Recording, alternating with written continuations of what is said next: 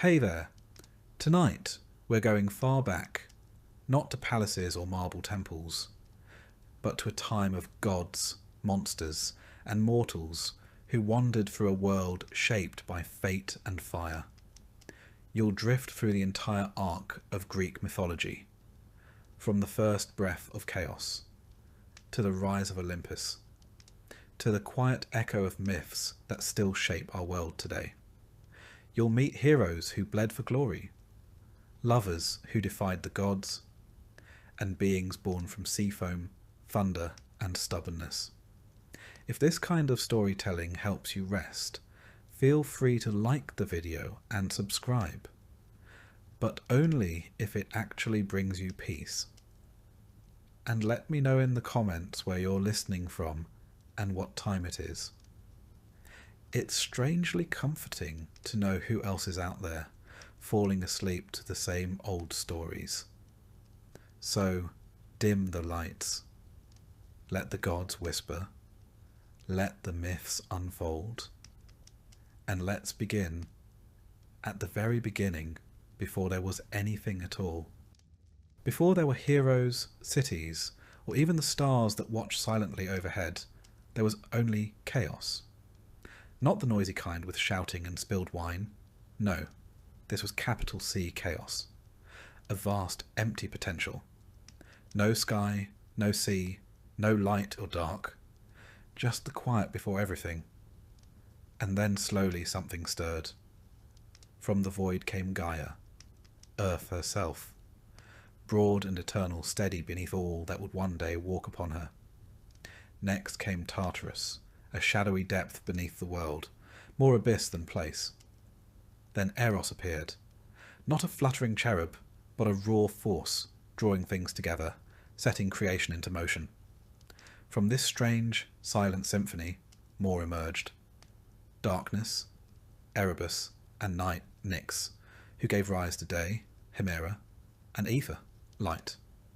But most importantly, Gaia gave birth to Uranus, the sky, who arched above her, a canopy of stars and cold air.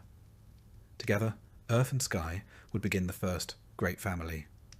And, as with many families, things started out lovely and got complicated rather quickly. Gaia and Uranus had children, 12 of them, 6 daughters and 6 sons, the Titans. Among them were Oceanus, who wrapped the world in a ring of water, and Hyperion, who carried the sun across the sky. There was Themis, who embodied divine law, and Mnemosyne, the spirit of memory. The Titans were powerful and strange, born of the earth and sky, made to shape the world. Unfortunately, Uranus found them unsettling. Perhaps they were too large, or too loud, or maybe he simply wasn't ready for fatherhood. In any case, he shoved them back inside Gaia. Yes, inside their mother. Which is never a good sign in mythology. Or in obstetrics. Gaia, understandably distressed by having 12 children re-stuffed into her, began to devise a plan. She forged a great sickle from stone, and approached her buried sons in the dark. One by one she asked for help. One by one they remained silent, except Cronus. The youngest Titan, Cronus had a sharp mind and a patient nature, dangerous traits in combination. He took the sickle from his mother and waited, and when Uranus descended again to lie across the earth, Cronus leapt from the shadows. In one terrible stroke, he castrated his father and flung the remains into the sea. From the blood that fell to earth came strange creatures, the Erinyes, the giants, and the Meliae. From the foam of the sea, where the flesh of Uranus drifted, arose something unexpected. Aphrodite, goddess of love and beauty, fully grown and radiant. Apparently, in Greek mythology, even acts of unspeakable violence can yield supermodels. With Uranus gone, Cronus took his place as lord of the cosmos.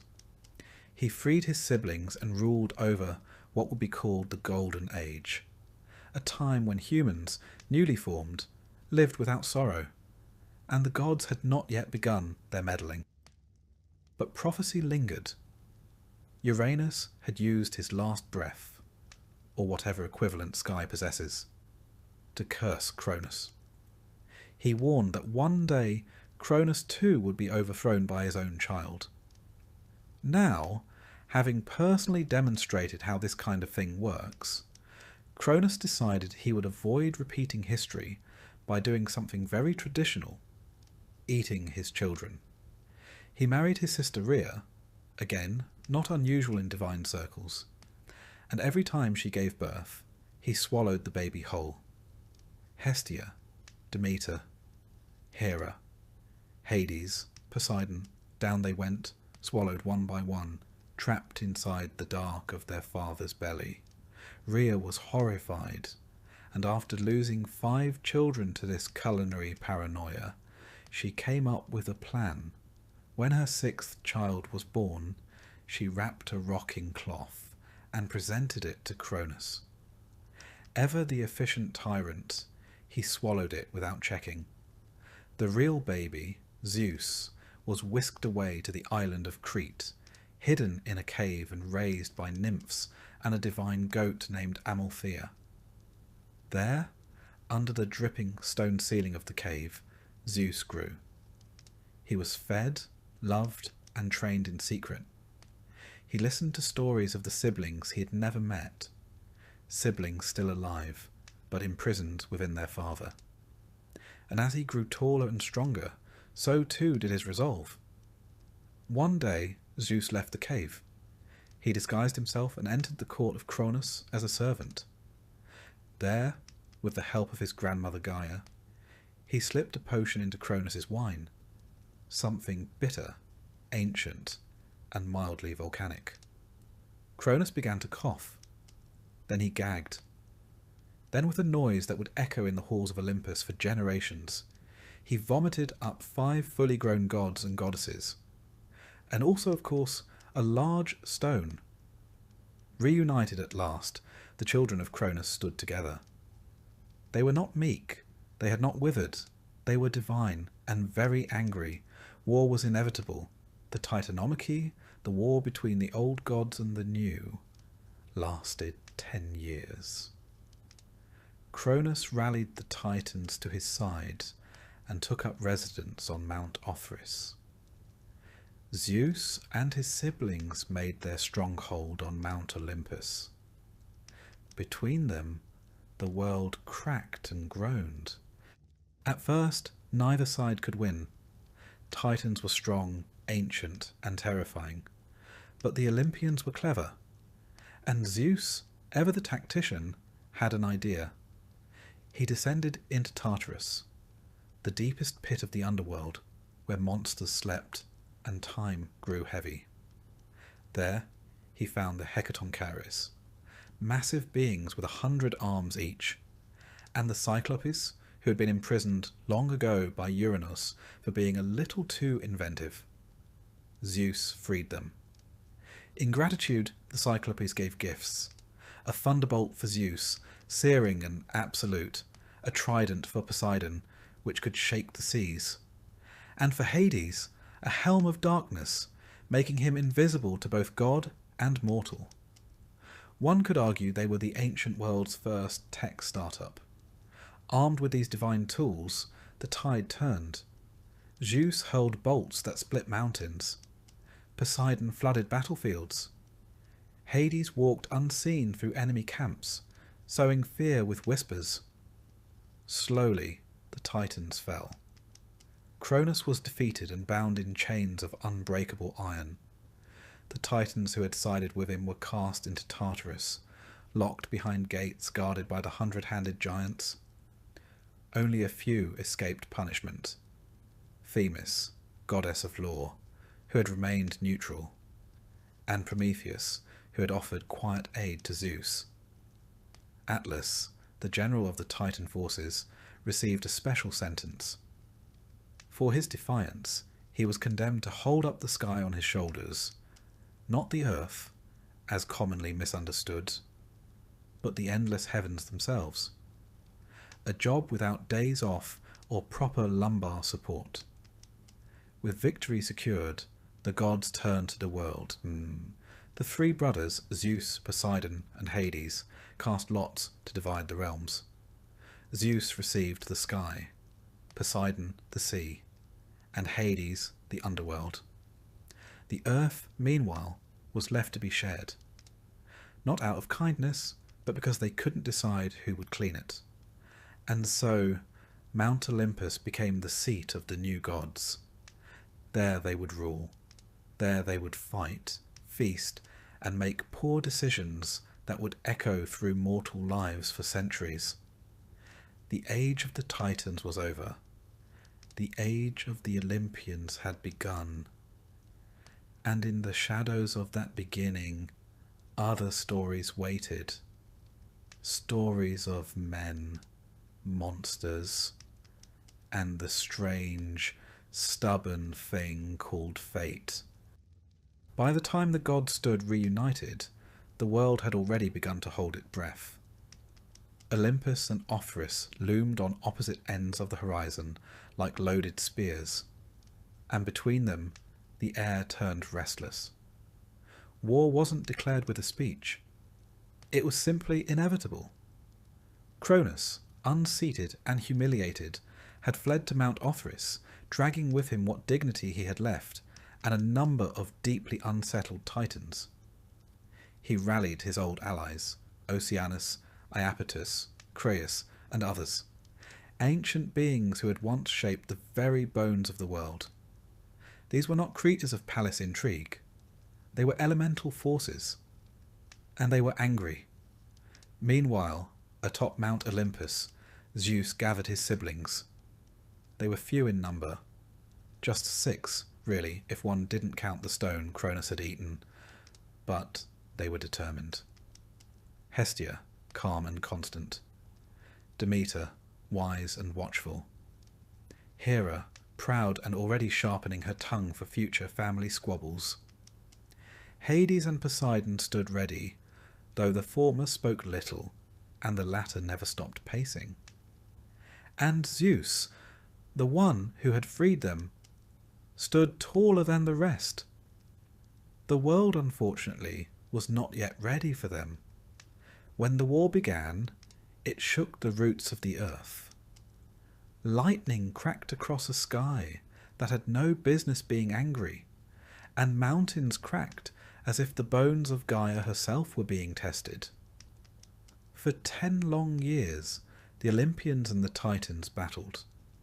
The sound of clashing forces was said to echo across time itself, and, if you listened closely, you could hear the sigh of someone realizing this would take far longer than hoped. The Titans had strength and age, but the gods had youth and spite. And, as history has shown, spite can go a very long way. Yet despite their energy and cleverness, the Olympians were losing. The Titans held fast on Ophrys, their fortresses built from stone and arrogance. Cronus was no fool. He knew war as well as prophecy. Every attempt Zeus made to break their lines was met with brutal resistance. At night, the stars seemed to flicker with fatigue. It was then that Gaia herself intervened. Though the earth had birthed both Titans and gods, she had grown weary of endless conflict. The ground was splitting, the rivers ran foul. Even mortals, those fragile little experiments, were beginning to notice that the seasons were a bit off. Gaia whispered to Zeus in his dreams. "If you want to win," she said, "you must go deeper." So Zeus did. He descended into Tartarus, a pit so deep even echoes were reluctant to visit. It was not a place of casual tourism. In its endless blackness, creatures older than fear itself were bound in silence. And there, at the bottom, he found them, the Hecatoncheires. 3 brothers, each with 50 heads and 100 arms, bound in chains that screamed when touched. Uranus had imprisoned them long ago disturbed by their chaotic nature and the fact that shaking hands required a great deal of coordination. Alongside them were the Cyclopes, the one-eyed smiths of legend, unjustly locked away simply for being a little too handy with magma and steel. Zeus broke their bonds. The chains crumbled like wet parchment in his hands, and the freed giants rose. The very walls of Tartarus trembled as they stretched, arms unfurling, eyes blinking open for the first time in centuries. They did not speak, they simply nodded.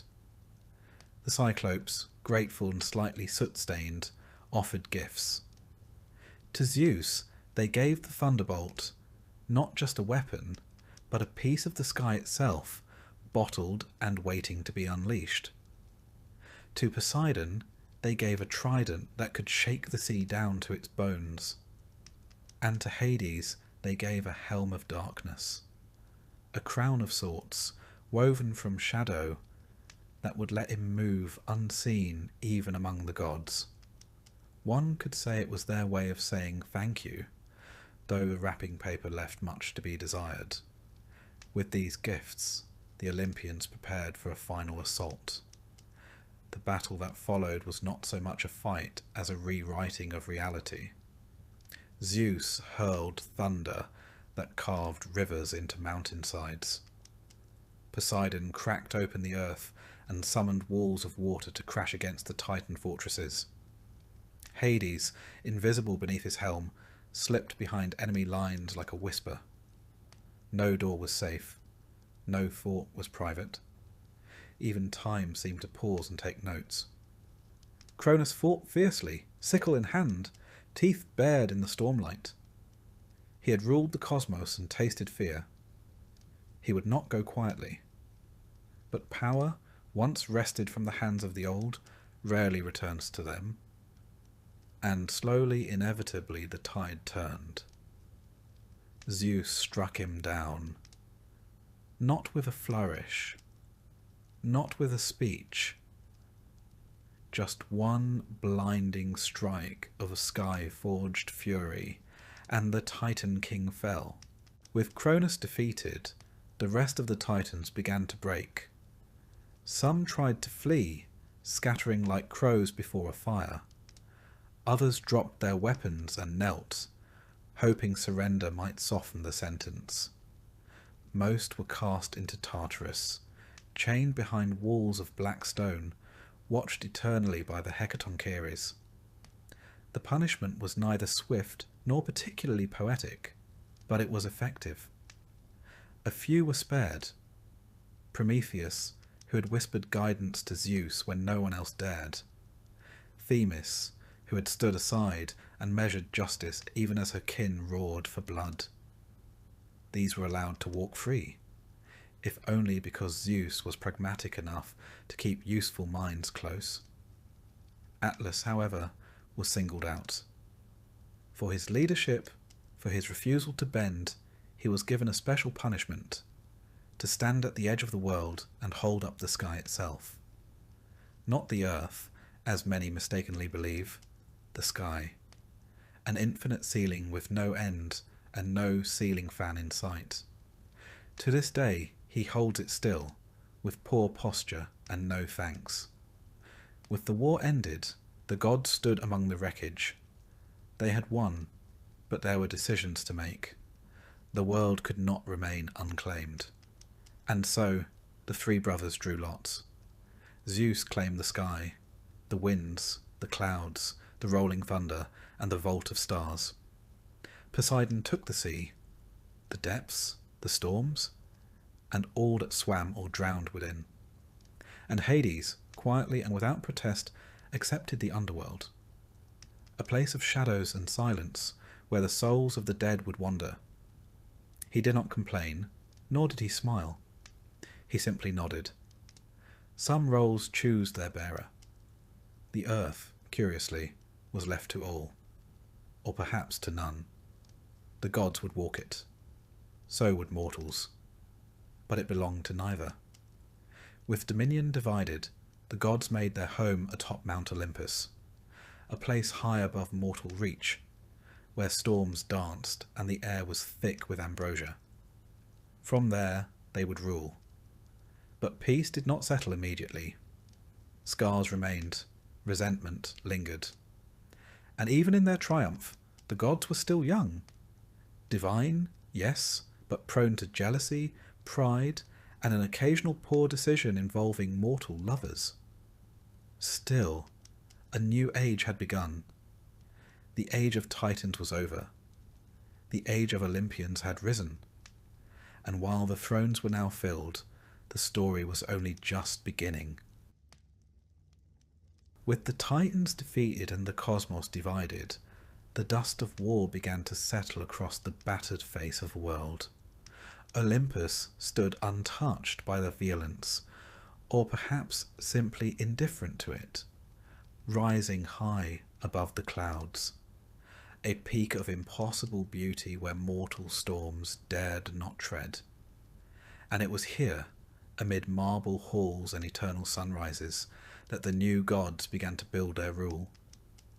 The Olympians were not many in number, but they were loud, bright, and impossible to ignore. They didn't ask for attention, they radiated it. And now, with the realms of sky, sea, and shadow neatly divided among the three brothers, it was time for something far more complicated: governance. Zeus, now king of the gods, took up his throne atop Olympus with all the grace of someone who had just invented the concept of rulership 5 minutes ago, and was fairly certain he was excellent at it. He was a god of thunder, yes, but also of law, order, hospitality, and, curiously, justice. Although the latter would soon prove to be more of an optional suggestion. With his thunderbolt in hand, and his beard growing increasingly dramatic, Zeus declared the new age begun. From now on, Olympus would be the centre of divine power, and he would sit at its centre.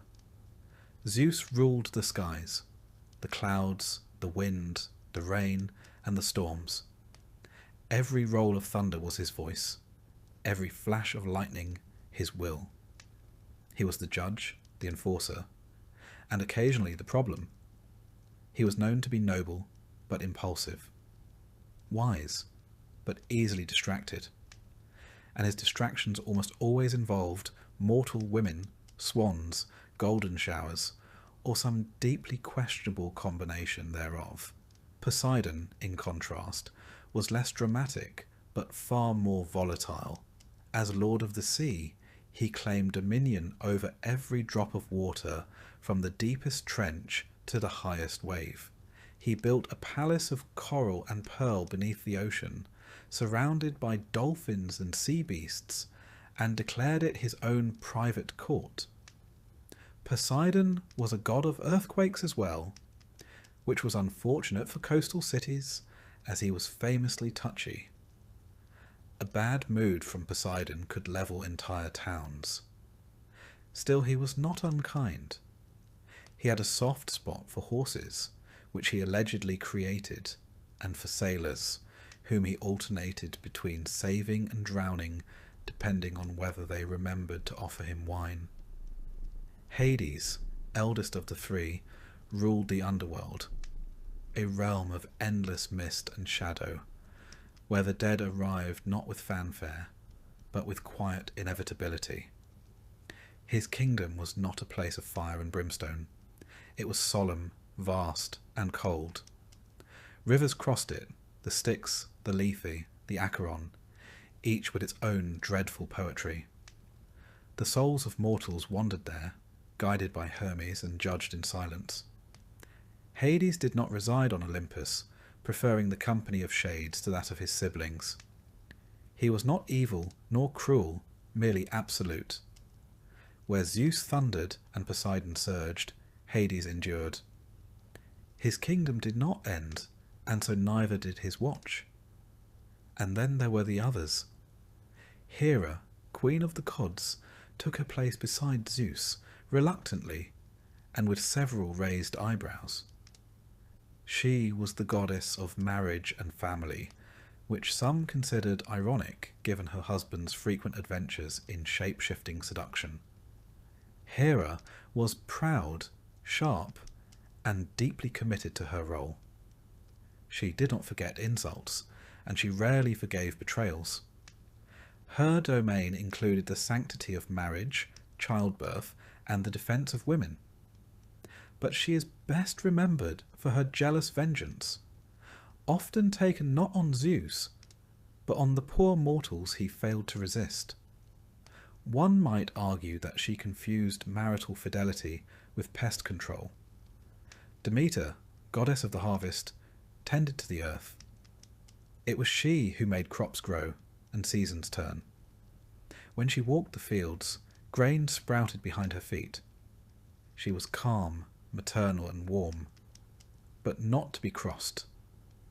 The world would learn this lesson the hard way in time. Hestia, the gentlest of the Olympians, ruled over hearth and home. She received the first portion of every sacrifice and kept the fire burning in every city. She avoided the intrigues of her more theatrical siblings and remained steady, the one constant in a family of shifting tempers and sudden storms. And then came Athena, born fully grown and armoured from Zeus's skull, a detail best left unexamined. Athena was the goddess of wisdom, war, and crafts. She preferred strategy to savagery and thought before she acted, which made her a rare creature indeed on Olympus. She carried the aegis, a shield bearing the head of Medusa, and advised kings, heroes, and anyone who could tolerate being corrected mid-sentence. She was one of 3 virgin goddesses, sworn to no man, mortal or divine. Not that many would have dared try. Apollo and Artemis followed. Twins, radiant and deadly in their own right. Apollo was the god of the sun, music, prophecy, and medicine. He played the lyre with divine perfection, and occasionally used it to taunt people into becoming animals. His oracle at Delphi would soon become the most famous voice of prophecy in the world, even if her delivery left much to be desired in the clarity department. Artemis, his twin, ruled the moon, the hunt, and the wild places of the world. She walked beneath the trees with her bow and her hounds, guarding animals and young girls alike. Like Athena, she rejected the company of men, and, like Athena, reacted poorly when disturbed at bath time. Ares, the god of war, arrived with less fanfare but far more shouting. He represented the raw chaos of battle, blood, rage, and clanging armour. Where Athena was war's strategist, Ares was its tantrum. He was strong, loud, and frequently wounded in embarrassing ways. Even Zeus found him irritating, so did everyone else. Then came Hephaestus, god of fire and the forge. Born lame and cast from Olympus by his own mother, Hephaestus learned to create beauty from pain. His hands forged the weapons of gods and heroes. He built automatons of gold and crafted palaces of impossible engineering. Despite his brilliance, he was married off to Aphrodite, which led to precisely the sort of drama one expects when a quiet engineer marries the goddess of desire. Aphrodite, born from sea foam and divine scandal, ruled over love, beauty, and mischief. She could bend hearts like reeds and used that power liberally. She was captivating, vain, and occasionally vindictive. Her affairs were legend, as were the reactions of those she scorned. Cupid, or Eros, was her frequent companion, firing arrows of affection at mortals who usually didn't appreciate the timing. Then there was Hermes, the messenger god, the trickster, the traveller. Hermes wore winged sandals and carried a caduceus. He was the god of boundaries, thieves, merchants, and speech. He could move between worlds with ease and talk his way out of nearly anything. He was clever, fast, and entirely too pleased with himself. And lastly, Dionysus, god of wine, revelry, madness, and theatre. He arrived late to Olympus, but with great enthusiasm. His festivals would soon sweep across Greece like wildfire, equal parts joy and delirium. Dionysus was both freeing and dangerous, the thin line between celebration and frenzy. Together these 12, and a few rotating extras, became the Olympians. They were gods, yes, but also a family. A dysfunctional, vengeful, hilarious, and deeply theatrical family. They shaped the weather, fate, love, and war. They raised empires and doomed heroes.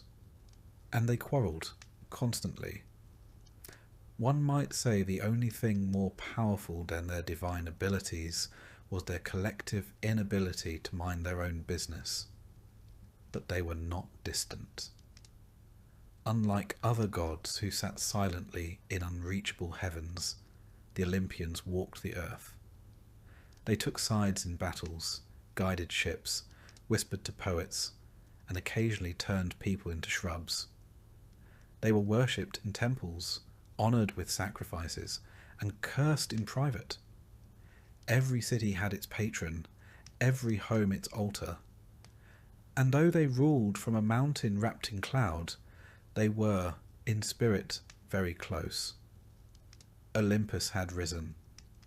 The gods had found their seats. And across the earth, the stories had only just begun. After the dust of the Titanomachy had settled, and the last thunderbolt echoed off the mountain tops, Zeus and his siblings assumed their roles as rulers of the cosmos. The universe had been divided. Zeus took the heavens, Poseidon claimed the seas, and Hades was given dominion over the underworld. With the Titans banished to Tartarus and the Olympians seated on their thrones, a new age began. The sky crackled with divine energy. The sea stirred under Poseidon's command. And deep below, the spirits of the dead began their long march through the misty halls of Hades. The earth, however, was eerily quiet. There were mountains, yes, vast and majestic. Rivers and forests teeming with life. Seasons turned in elegant cycles. Birds sang, and wild beasts prowled the land.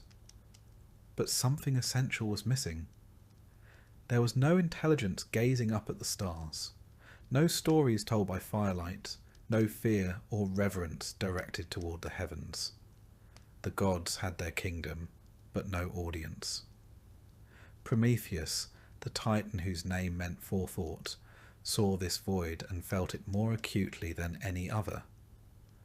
Where others had been content with power or vengeance, Prometheus had always been drawn to creation. He had fought alongside the Olympians during the war, not out of loyalty, but out of belief in the future they might build. A future, he realized, that was woefully incomplete without mortals to walk the earth. And so he descended from Olympus and wandered through the valleys and across the plains until he reached a quiet riverbank. There, kneeling in the mud, he gathered a handful of clay and began to shape it.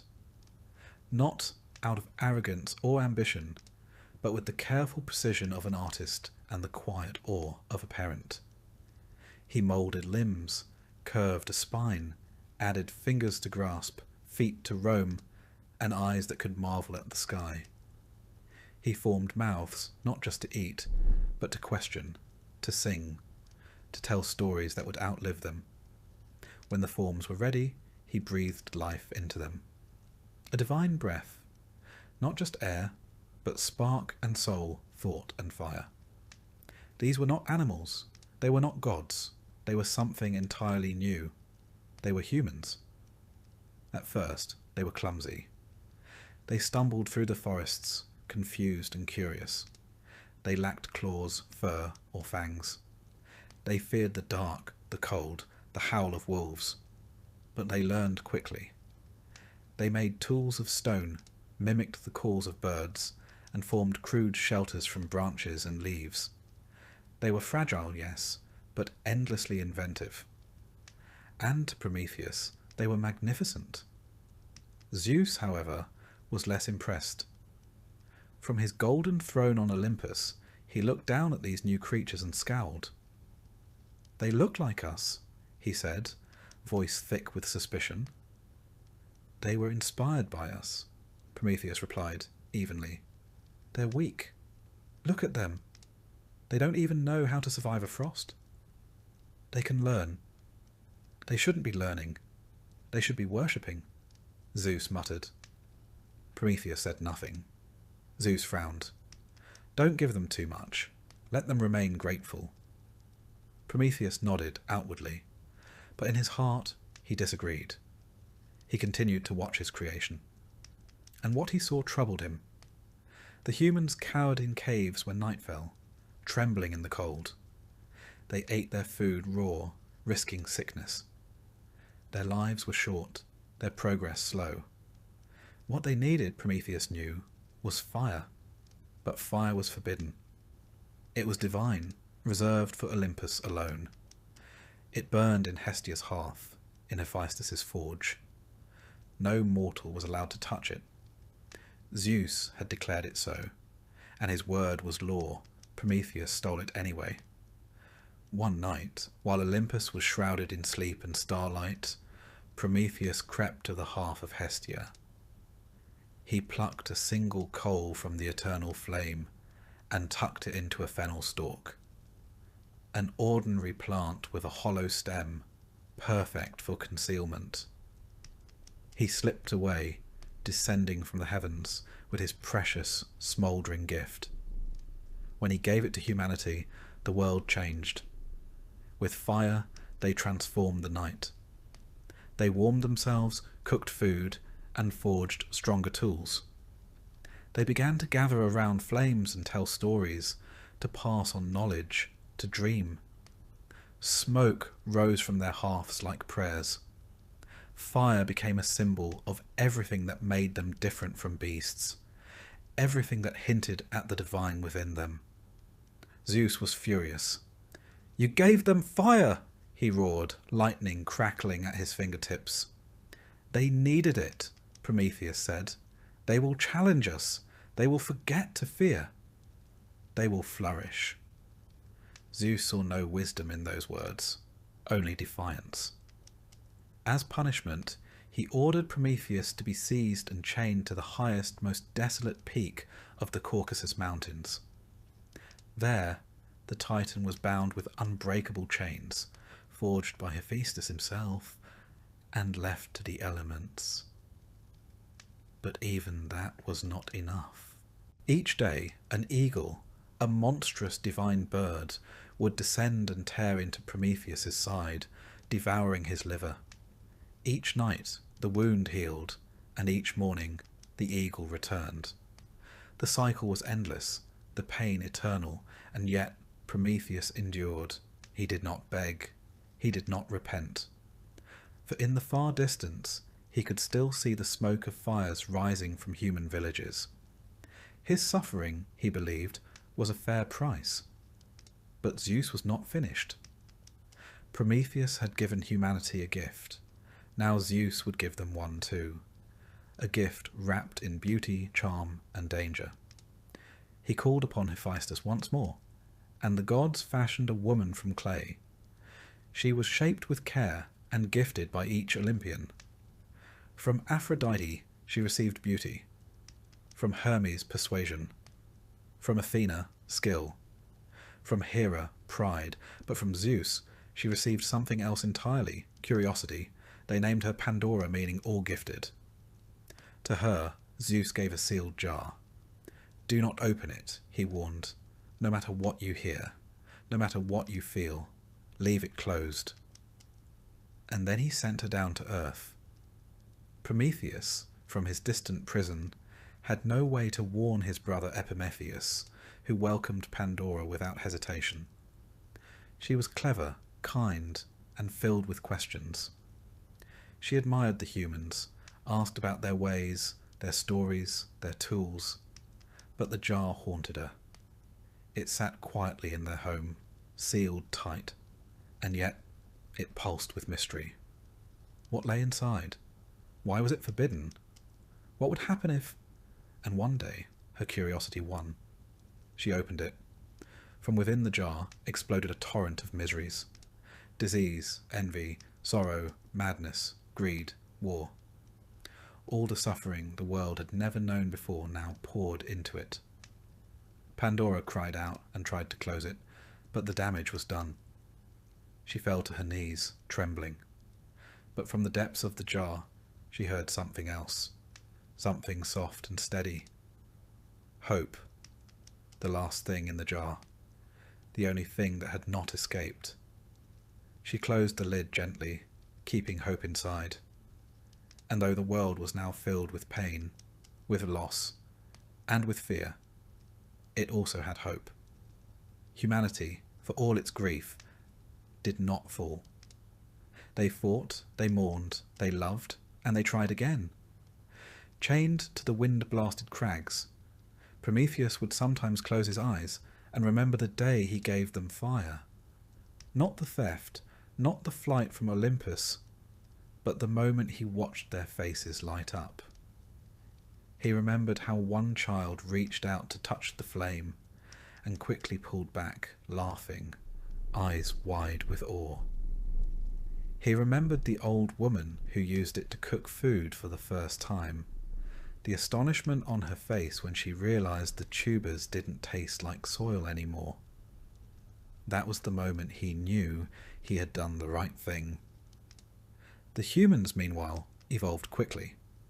Fire allowed them to settle, to cook, to forge tools from bronze and iron. They began to sing, not just out of fear or grief, but joy. They created rituals around fire, danced beside it, married before it, whispered secrets into its embers. Their societies grew, crude but determined, with fire at the heart of every village. And Pandora, she was not wicked. She had not opened the jar out of malice. She had wept, not just for the pain she had released, but for the betrayal she felt, from the gods who had made her a weapon, from the silence of the heavens when she cried out. But hope had spoken to her too, not in words but in warmth, in stillness. It reminded her that even if she had been used, she was not beyond forgiveness. Zeus, in time, came to realize the humans would not be wiped away. They were tenacious. They prayed, they cursed, but they kept building. And their fires never went out. By the time Zeus had secured his place on the throne of Olympus, one might have hoped he'd settle into the routine of celestial leadership, passing judgment, throwing the occasional thunderbolt, maybe hosting a divine banquet or two. Instead, Olympus quickly became less a seat of power and more a swirling court of rumours, jealousies, and very loud arguments. At the centre of it all stood Zeus, king of the gods and serial destroyer of trust. For all his power and wisdom, Zeus had one consistent weakness: mortal women, and nymphs, and goddesses, and occasionally things that only looked vaguely like women. His tastes were eclectic, his disguises inventive, and his timing, by all divine accounts, terrible. But the one being who could never quite overlook these indiscretions was his wife, Hera, queen of the gods, goddess of marriage, and patron of eternal grudges. Their marriage was, in the politest terms, an ongoing diplomatic crisis. To understand Hera's fury, one must understand the scale of Zeus's extracurricular activity. He did not simply flirt. He transformed himself into golden rain, bulls, swans, and clouds, all to pursue love or lust, depending on your interpretation. Each affair left behind not only a trail of divine gossip, but a legacy of demigods, heroes, and mortal tragedy. Take Io, for instance, a priestess of Hera herself. Zeus approached her in secret, whispering sweet nothings with the confidence of a god who thought himself untouchable. But Hera's suspicions were never far behind, As Zeus saw his wife approaching, he panicked and turned Io into a beautiful white cow. A fine solution had Hera not immediately demanded the animal as a gift. Cornered, Zeus obliged. Io, now thoroughly bovine, was handed over to Hera, who promptly assigned Argus Panoptes, the hundred-eyed guardian, to keep watch. To free Io, Zeus enlisted Hermes, who lulled Argus to sleep with music before killing him and releasing the poor girl. Hera, naturally, retaliated by sending a gadfly to torment Io endlessly, stinging her into a frantic journey across the known world. Io's footsteps carved place names into maps, the Ionian Sea, the Bosporus, and though she would eventually reach Egypt and be restored to her human form, her tale was never quite forgotten, nor was Hera's wrath. Another of Zeus's better-known pursuits was Leto, a gentle titaness who bore a quiet dignity and very little interest in becoming the centre of a divine scandal. But when she became pregnant with Zeus's children, twins no less, Hera flew into a fury. She decreed that no land under the sun should give Leto sanctuary.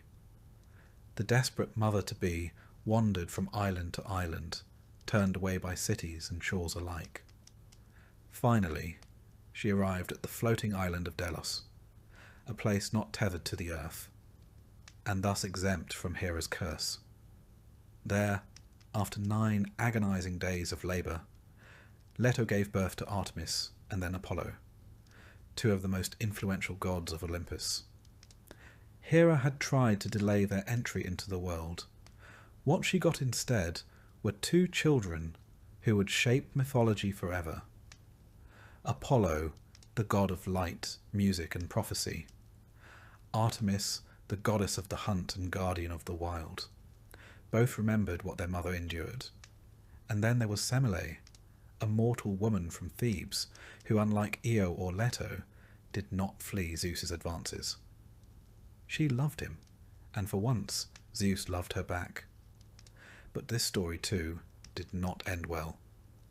Hera, in one of her more cunning moods, disguised herself as an old nurse and visited Semele, planting seeds of doubt in her mind.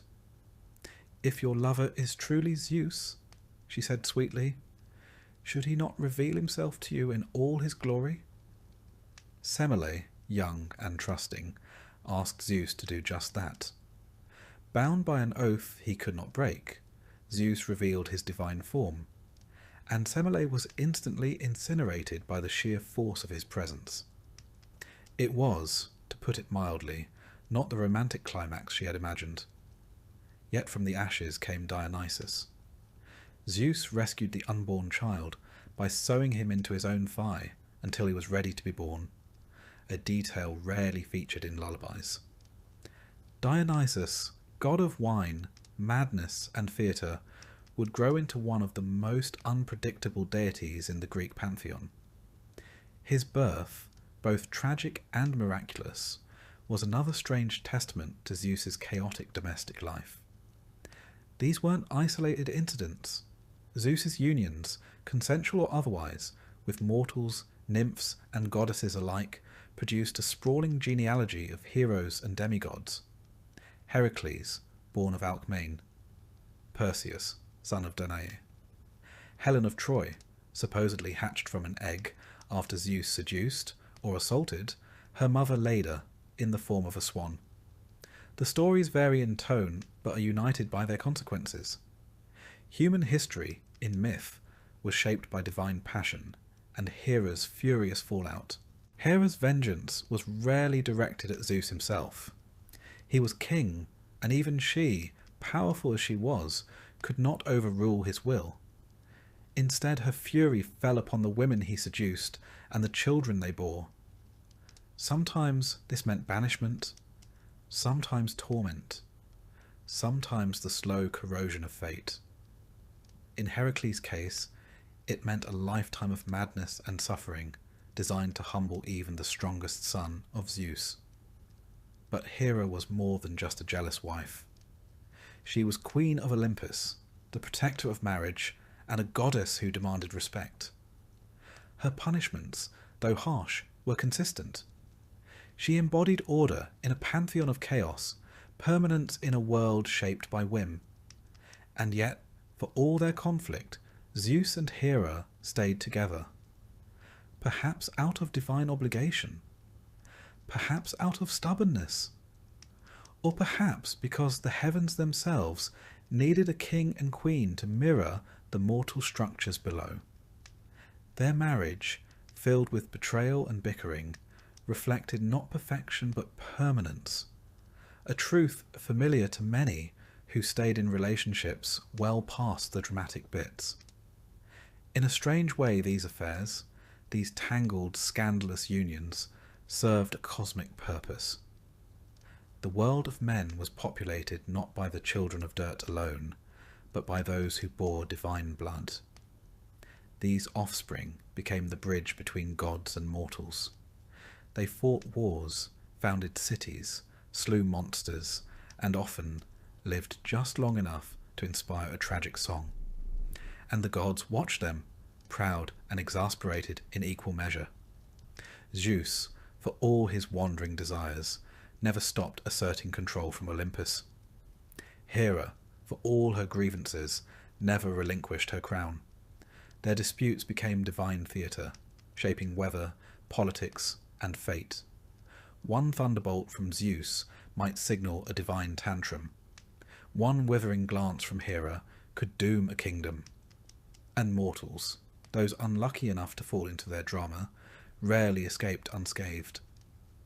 So the gossip of Olympus continued. Mortals whispered about gods falling in love and being punished for it. Nymphs avoided cloud-shaped strangers. Kings built temples in Hera's name, hoping to avoid her ire. And the world spun on, tangled in the affections and fury of its heavenly rulers. For all the chaos Zeus caused, and for all the revenge Hera unleashed, there was one constant. Their stories lived on. Told in temples and whispered around hearth-fires, they became the myths that explained not just thunder and childbirth, but betrayal, jealousy, and the strange persistence of love. And somewhere, high on Olympus, or hidden in the clouds, Zeus likely smiled at another mortal girl, and Hera sharpened her stare. And for mortals, these stories weren't simply entertainment.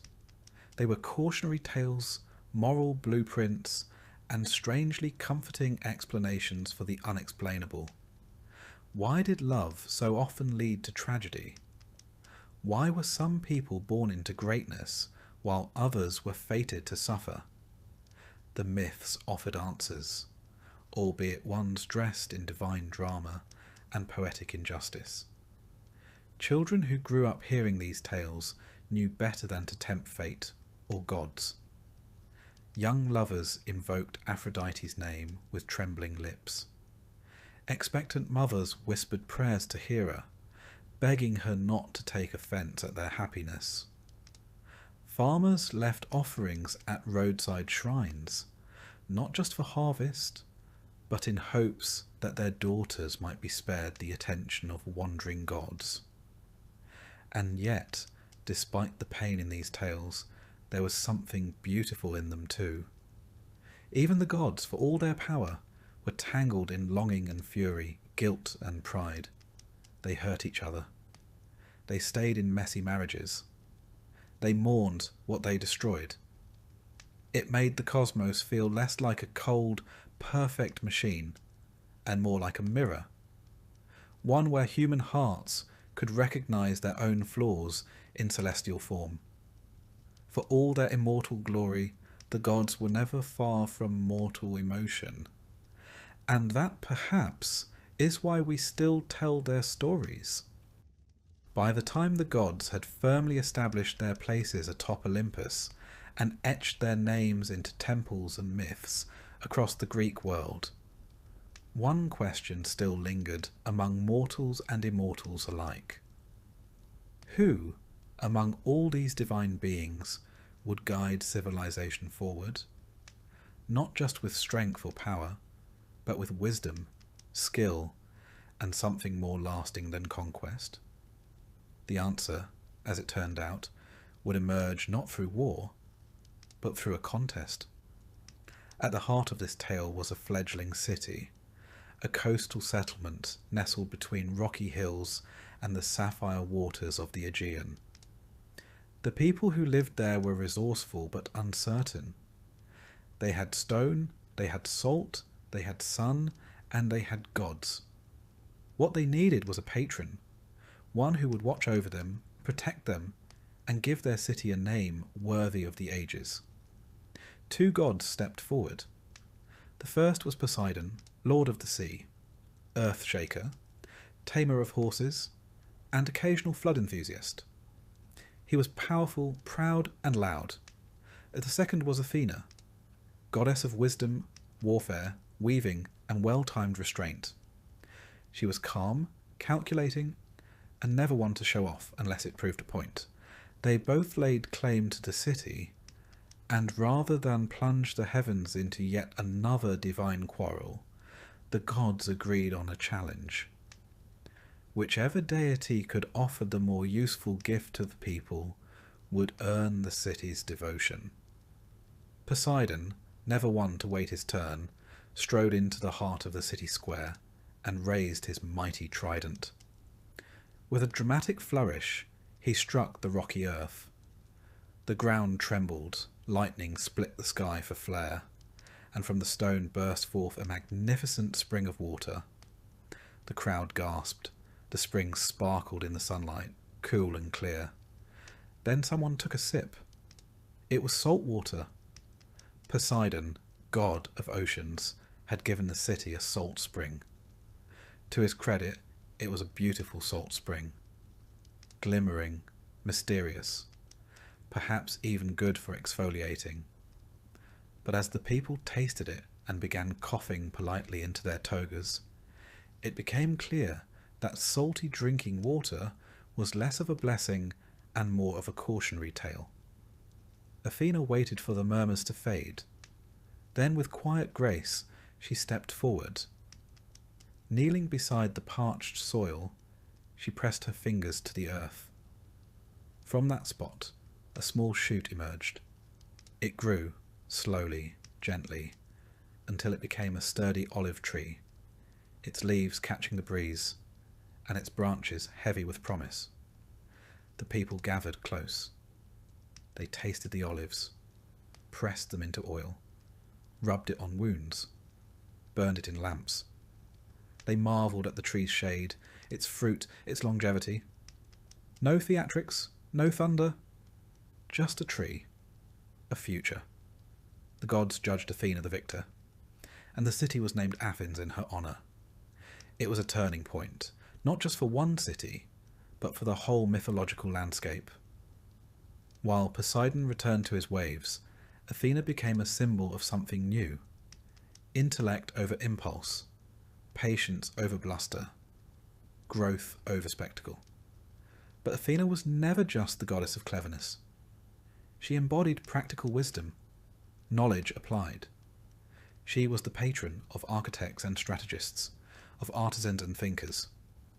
She didn't just win wars, she prevented them, or at least ensured they were fought wisely. She also had a talent for invention.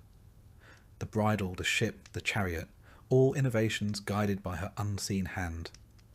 Music, mathematics, philosophy, her gifts shaped them all.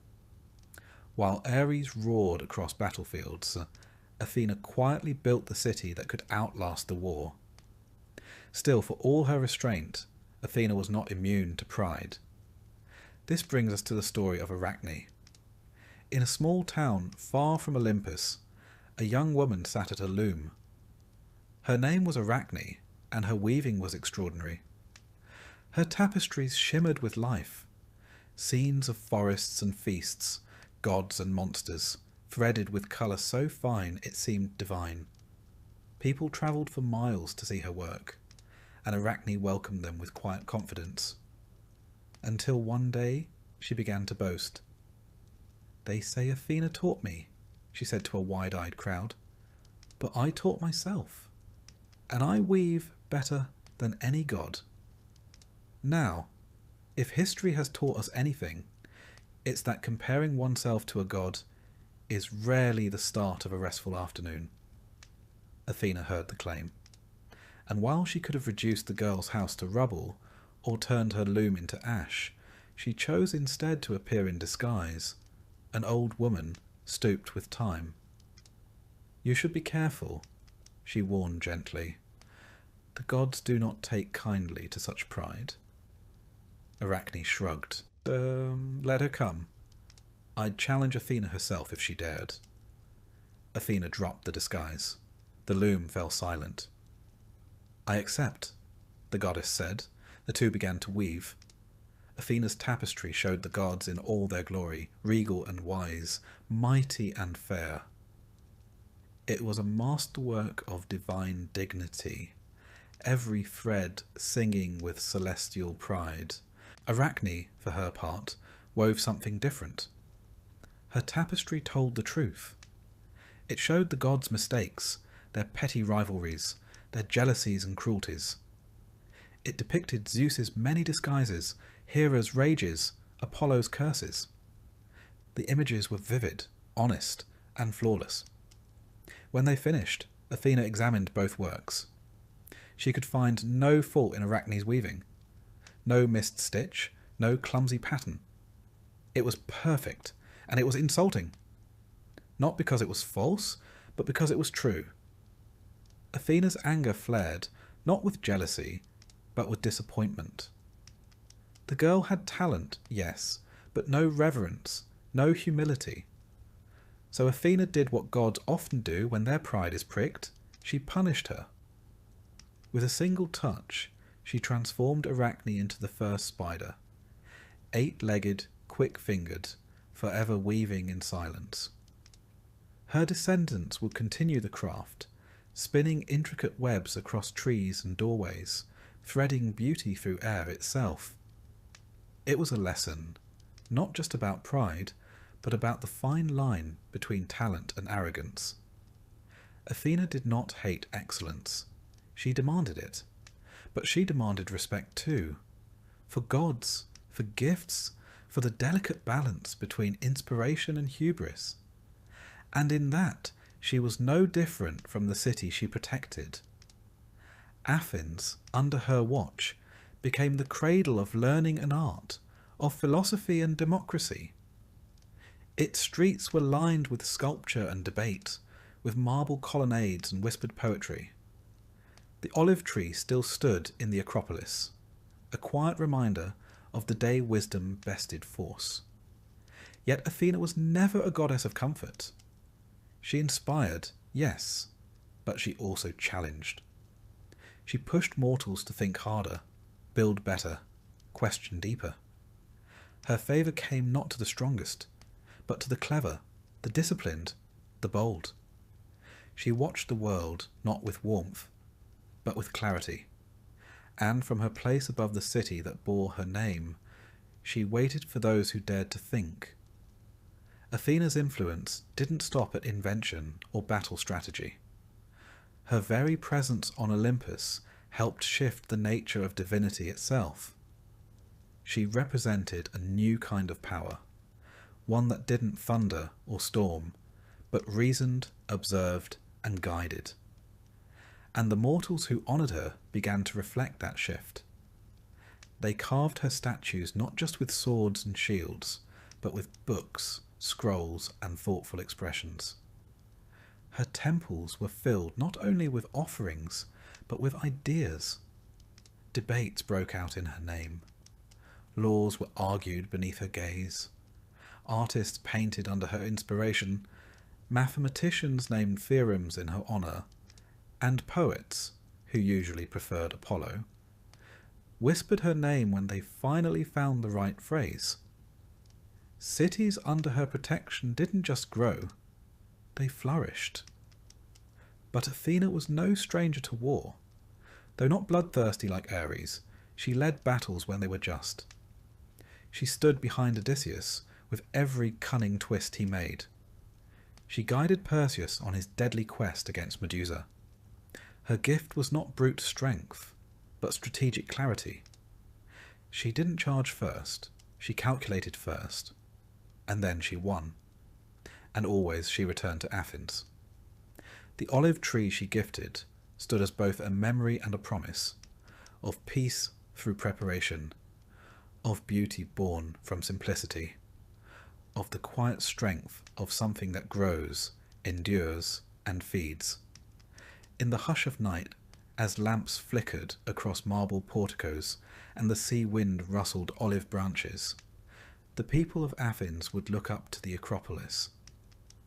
There, in the moonlight, stood her temple, and though she was silent, they knew she was watching, not with judgment, but with expectation, because to be under Athena's protection was not just to be safe, it was to be challenged to become something more. The birth of the twins, Apollo and Artemis, was not just the arrival of two new gods.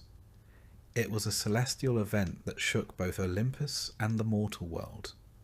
Born to the Titaness Leto after a grueling 9-day labour and a lengthy game of divine keep-away orchestrated by Hera, these siblings were destined to embody both light and shadow, grace and vengeance. One would command the sun and song, the other the moon and the hunt. And though their domains were beautiful, their wrath would prove legendary. Apollo emerged first, radiant, golden, charismatic. Even as a newborn, his eyes were said to gleam like sunrise over calm seas. He was a god of many talents: music, healing, prophecy, poetry, and, less humbly, being correct at all times. Artemis followed, calm and composed, her silence sharper than any arrow. She was the guardian of wild things, the goddess of untamed forests, of childbirth, and of the perfect shot taken without hesitation. Their childhood was brief. As was customary for Greek gods, the twins were given a few hours to admire infancy before reaching full maturity and heading off to chase monsters, smite arrogance, and cause occasional emotional turmoil. Apollo's first great act came quickly. He remembered his mother's suffering, how the monstrous serpent Python, sent by Hera, had hounded Leto across the lands. Now that he had limbs and divine authority, Apollo sought revenge. He travelled to the base of Mount Parnassus, where Python slithered in his foul temple, oozing poison and ancient spite. Armed with a silver bow gifted by Hephaestus, Apollo loosed arrow after arrow into the beast, each one whistling through the air like a divine accusation. The creature howled and writhed, but the god did not relent. By the time Python collapsed, the valley was silent. No bird dared chirp. Where the serpent's body fell, Apollo erected a new temple, a place of prophecy and insight to cleanse the stench of fear. This became the Oracle of Delphi, the most sacred site in the ancient world. There, a priestess known as the Pythia would inhale vapours from a crack in the earth, enter a trance, and speak Apollo's truths in riddles. Mortals came from every corner of Greece, desperate for answers, and many left even more confused, but in awe nonetheless. Apollo was radiant, yes, but he was not gentle. Apollo's light could warm the soul or burn it, and his affections, once ignited, were notoriously difficult to extinguish. One day, while striding through the forest with his bow slung over one shoulder and a smug grin under a crown of laurels, Apollo encountered Eros, the god of love, more commonly known as Cupid to the Romans. Eros was small, winged, and usually overlooked, which made him dangerously easy to underestimate.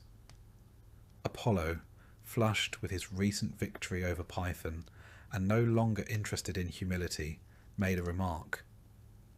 "Careful where you point that little toy ball. he said with a laugh. Leave real archery to the gods. Eros did not laugh. Instead he reached for 2 arrows, one tipped in gold, kindling love, the other in lead, snuffing it out. With calm precision he fired the golden arrow into Apollo's chest and the lead one into the heart of a nymph named Daphne, who had been minding her own business nearby, unaware she was about to be pursued by a love-struck god with the subtlety of a golden retriever. Apollo's passion ignited instantly. Daphne, struck with utter revulsion, fled. What followed was a desperate and poetic chase. Through meadows and over rivers, Apollo called out declarations of love and sonnets mid-sprint, while Daphne barely looked over her shoulder. She begged the river god, her father, for salvation, and he granted it, transforming her body into a laurel tree just as Apollo reached her. Apollo fell to his knees and wept, pressing his hands to the bark, still warm. To honour her, he declared the laurel his sacred tree. From that moment on, every poet, every victor, every crowned hero would wear a wreath of Daphne's leaves, a symbol of glory, and a quiet reminder that some things do not want to be caught. Artemis, for her part, was less easily tricked. Fiercely independent and eternally chaste, she roamed forests with her band of maiden huntresses, bow in hand, hair unbound, and a deep mistrust of anyone with a beard. Her wrath, though rare, was decisive. Take the story of Actaeon. One quiet afternoon, the young hunter stumbled upon Artemis as she bathed in a secluded glade. His eyes widened, his footsteps froze. He did not speak, did not move, but it was too late. He had seen her, and she had seen him. With a single glare, Artemis transformed Actaeon into a stag. Confused and frightened, he fled, only to be pursued and torn apart by his own hunting dogs, who failed to recognize their master. Artemis did not gloat, she did not grin. She simply returned to the water, untouched and unrepentant. She was not cruel, but she was divine, and that meant she expected respect without warning. Their duality, Apollo and Artemis, shaped Greek thought in subtle ways. He ruled the sun, she the moon. He gave prophecy, she protected birth. He punished through heat, she through silence. Together they were not opposites, but complements. Light and coolness, music and motion, fury and form. Apollo's followers built grand temples. Artemis's devotees left offerings in forest groves. And both, though loved, were feared. Because both demanded purity, one of intent, the other of self. And both were reminders that beauty, when paired with divinity, could be devastating. Apollo's complexity only deepened over time. He could heal with one hand and curse with the other. When his sacred honour was violated, or his pride bruised, he did not always choose forgiveness. He once flayed a satyr alive for daring to challenge him to a music contest. Marsyas had played the flute with passion, but Apollo played the lyre with perfection. The Muses declared Apollo the winner. Marsyas, bound to a tree, declared it unfair. Apollo replied with silence, followed by skinning. Then there was Niobe, queen of Thebes, who boasted of her many children, some say 12, others 14, and mocked Leto for having only 2. She forgot, of course, that Leto's 2 were Artemis and Apollo, and that neither sibling took criticism lightly. Descending like a storm, Apollo slew her sons, Artemis her daughters. Only one child was spared, depending on which poet you ask. Niobe, once proud and radiant, fled to Mount Sipylus, where she turned to stone. To this day, the mountain is said to weep, tears running down her face with every rainstorm, a grief too deep for mortals, too justified for gods. And yet Apollo was not without mercy. He healed as much as he harmed. He protected the young, inspired musicians and whispered to prophets. He had mortal lovers, male and female, whose ends were rarely happy but whose memories lived in songs and statues. He was, in essence, a god of contradiction. Artemis, too, bore contradictions. She aided women in childbirth, but demanded their silence in her forests. She blessed the hunt, but protected animals from senseless cruelty. She loathed men's advances, yet often watched over them from the trees. A stern guardian, yes, but also a quiet comfort to those who walked alone at night. Mortals feared them not because they were cruel, but because they were too vast to understand. You might earn Apollo's favour with a melody, or his wrath with a wrong note. You might cross Artemis's path and be blessed with safe travels, or end up as a cautionary myth told around campfires. And yet, for all their power, there was a strange and tender bond between the twins. In a pantheon where siblings often plotted and poisoned, Apollo and Artemis remained close. When one grieved, the other grew silent. When one triumphed, the other smiled. They were two halves of a divine whole, sun and moon, prophecy and instinct, fury and grace. Together they reminded mortals of this. Beauty does not equal safety, and power, no matter how radiant, always comes with a shadow. The age of gods was never truly quiet, but for a time it seemed as though the world had found its rhythm. The Olympians ruled from above. The seasons turned. Mortals offered their sacrifices with trembling fingers and hopeful eyes. And yet, for all this balance, there was something brewing, a slow, sullen rot beneath the rituals and hymns. Humanity, it turned out, was beginning to misbehave.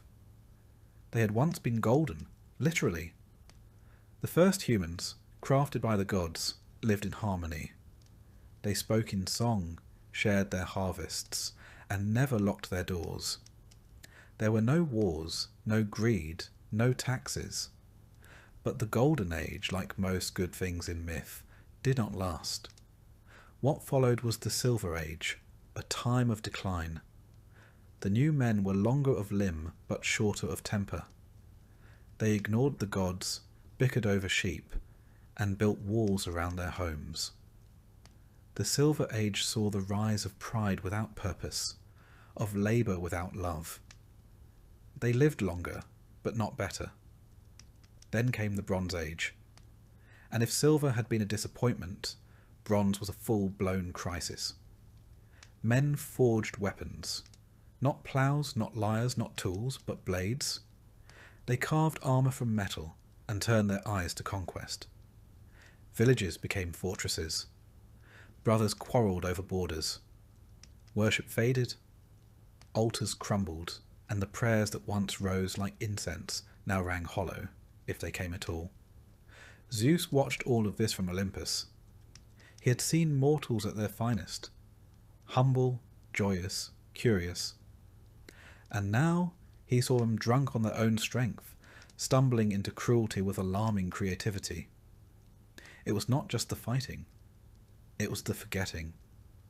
They had forgotten who gave them breath, and Zeus, famously, did not enjoy being forgotten. He considered thunderbolts, a few well-placed strikes to remind them of the sky's wrath. But bolts were brief, and the corruption ran deep. This was not a matter of punishment. It was a matter of cleansing. So he called upon his brother Poseidon. "Flood them," Zeus said, and Poseidon, always eager to stretch his shoulders and swing a trident, agreed. Poseidon stepped into the ocean, raised his trident, and drove it deep into the seafloor.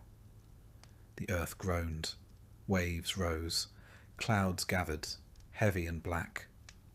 Rain began to fall, slow at first, like uncertain tears, and then all at once. Rivers swelled, lakes spilled. The sea forgot its borders. Hills disappeared beneath churning grey. People ran, climbed, prayed, some to the gods they had ignored for years, others to the sky itself, not knowing who to beg. It did not matter. The water rose all the same. Temples collapsed, forests vanished. The cities of men, once loud with pride, fell silent. Statues of marble gods were washed away, leaving only the stones they had been carved from. And above it all, the rain kept falling. In the midst of this watery undoing, 2 souls survived, Deucalion and Pyrrha. Deucalion was the son of Prometheus, the titan who had shaped man from clay and defied Zeus to bring them fire. Pyrrha was the daughter of Epimetheus and Pandora, the first woman, she who had once opened a box and released every sorrow upon the world, leaving only hope inside. Together the two watched the sea swallow the world, but they were not taken. Prometheus, forever one step ahead, had warned his son. And so Deucalion and Pyrrha built a wooden chest, not large, not elegant, but sealed tight. As the waters surged, they climbed inside and held on. Days passed, maybe weeks. Time blurred in the endless grey. The world was a sea without horizon, and the sky offered no answers. But the chest floated, bobbing between ruin and rebirth. Eventually the waters began to recede. The rains weakened, and the sea, tired of its rage, drew back.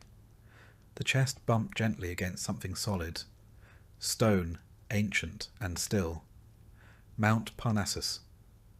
Deucalion stepped out first, barefoot on damp rock. Pyrrha followed, blinking against the pale light. Around them was silence. Not the hush of night, but the stunned quiet of a world reborn. They were the only ones left. For a long time, Deucalion and Pyrrha said nothing. They wandered the wet stones in silence, stepping over driftwood and fragments of old lives. Broken pots, drowned sandals, a child's doll waterlogged and resting in a crevice. The weight of being the only living souls pressed down on them harder than the flood ever had. They were not survivors, they were witnesses. Eventually, they climbed higher up the mountain and built a small fire. Smoke rose, curling into the pale sky like a question mark with no sentence to follow. Now what? Pyrrha whispered. It was the right question. Not just for them, but for the gods as well. Deucalion and Pyrrha prayed. Not to Zeus, who had done the flooding, but to Themis, the titaness of divine law and prophecy, older than Olympus, and perhaps more compassionate. They begged her to tell them how to restore the world. The answer came not with thunder, but with stillness. A voice drifted to them in the wind. Cover your heads, walk down the mountain, and cast the bones of your mother behind you. Cryptic, as prophecies tend to be. At first they hesitated. Their mother was long gone, buried beneath waves or time. But then Deucalion understood. Mother was Gaia, the earth, and her bones? Stones. So they gathered stones in trembling hands, veiled their heads with wet cloaks, and began to walk. One by one they cast the stones behind them, and where those stones struck the earth, they softened and shifted. The ones thrown by Deucalion took shape as men, broad-shouldered, sun-darkened. The ones thrown by Pyrrha became women, strong-eyed and quiet. Humanity, version 2, this new race was not golden. They did not glow, but they were durable. And they remembered. They built cautiously, loved fiercely, and when they told stories around the fire, they always began with water. It was not a perfect world, but it was a second chance. Above them, the gods watched. Zeus, satisfied that the rot had been washed away, turned his gaze elsewhere. Poseidon let the sea settle, and Themis perhaps allowed herself the faintest smile. The flood had not just erased. It had planted something. Something hard, humble, and human. In the end, the world did not roar back to life. It crept. It breathed. A blade of grass. A bird's call. The first stubborn flower pushing through silt. And somewhere on Mount Parnassus, two figures held each other beside a dying fire, the last and first of their kind. They had not rebuilt a kingdom. They had restarted a heartbeat, but survival, as Deucalion and Pyrrha soon discovered, was only the beginning. The new world they inherited was not gentle. The soil, though rich, was unfamiliar. The winds carried the scent of salt and memory. Every step they took stirred echoes of temples lost, of voices drowned, of laughter once carried by bustling streets now gone.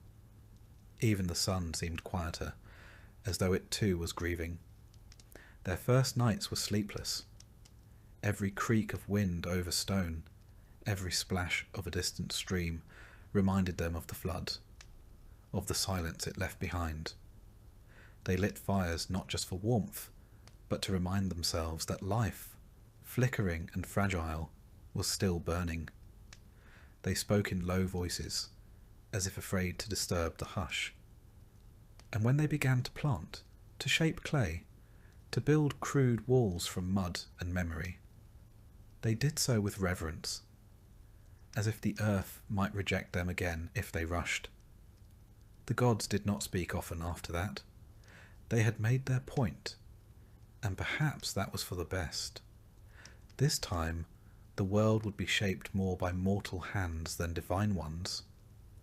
Still, the people who rose from the stones carried a kind of wisdom, one passed not through scrolls or speeches, but through the sheer weight of survival. They did not forget easily. When they built altars, they placed them far from their homes. When they told stories, they lingered on the mistakes. They honoured hope, but they never trusted it blindly again. And in time, the new world began to sing again. Different songs, lower, softer, sung by firelight rather than shouted in temples. Songs of gratitude, songs of warning, songs that told of a time when the sky opened and washed the world clean. Not out of cruelty, but because it had no other choice. Not every battle in Greek myth was fought by gods. Some, strangely enough, were left to mortals. Men with mortal bones and very mortal fears, handed impossible tasks by those who lived above clouds. And yet they fought. Not for glory, though some claimed that. Not for fame, though that too would come. But often out of necessity, because the gods asked, or a kingdom needed saving, or there simply wasn't anyone else available. The first of these is Perseus. He was born of prophecy, like so many unfortunate heroes. His mother Danae had been locked in a tower by her father after a seer foretold that her son would one day kill him. Zeus, ever the enthusiast for inconvenient romance, visited her in the form of golden rain. Yes, rain. It's best not to ask questions about that. In time, Perseus was born, and his grandfather, not thrilled with either prophecy or divine weather patterns, had mother and son cast into the sea inside a wooden chest. The chest washed ashore, as they tend to do in these stories, and Perseus grew up among fishermen, strong and kind, and altogether too promising to stay anonymous for long. The trouble came when a local king, enamoured with Danae, demanded Perseus bring him the head of Medusa, one of the three Gorgon sisters. Medusa, of course, was no ordinary monster. Her gaze could turn any man to stone, and her hair was a writhing nest of living snakes. You would think this would be enough to put off most people. Perseus, unfortunately, was not most people. Perseus did not go alone. The gods, ever partial to bold narratives, sent aid. Hermes gave him winged sandals so he might fly. Hades lent him a helmet of invisibility, which feels suspiciously generous for someone known more for brooding than charity. Athena, of course, offered guidance and a polished shield, smooth and reflective like a still pond. And so Perseus flew, unseen, armed with divine tools, into the realm where Medusa slept. He did not look at her. He watched her reflection in the shield, crept forward, and with a single motion severed her head. From her blood sprang Pegasus, the winged horse, and a giant named Chrysaor. It was that kind of story. Heads could be entire ecosystems. Perseus placed the head in a sack, careful not to make eye contact even post-mortem. On his way home, he encountered a princess named Andromeda, chained to a rock as an offering to a sea monster. He saved her, of course, slaying the beast and marrying the princess in what must have been an extremely awkward reception, given the dampness and snake-related luggage. In the end, Perseus returned victorious. He used Medusa's head to turn his enemies to stone, including that same king who had sent him off in the first place. As for the prophecy, it fulfilled itself, as they tend to do. Perseus accidentally struck his grandfather dead during a sporting event, which is precisely why no oracle should ever be allowed near a javelin.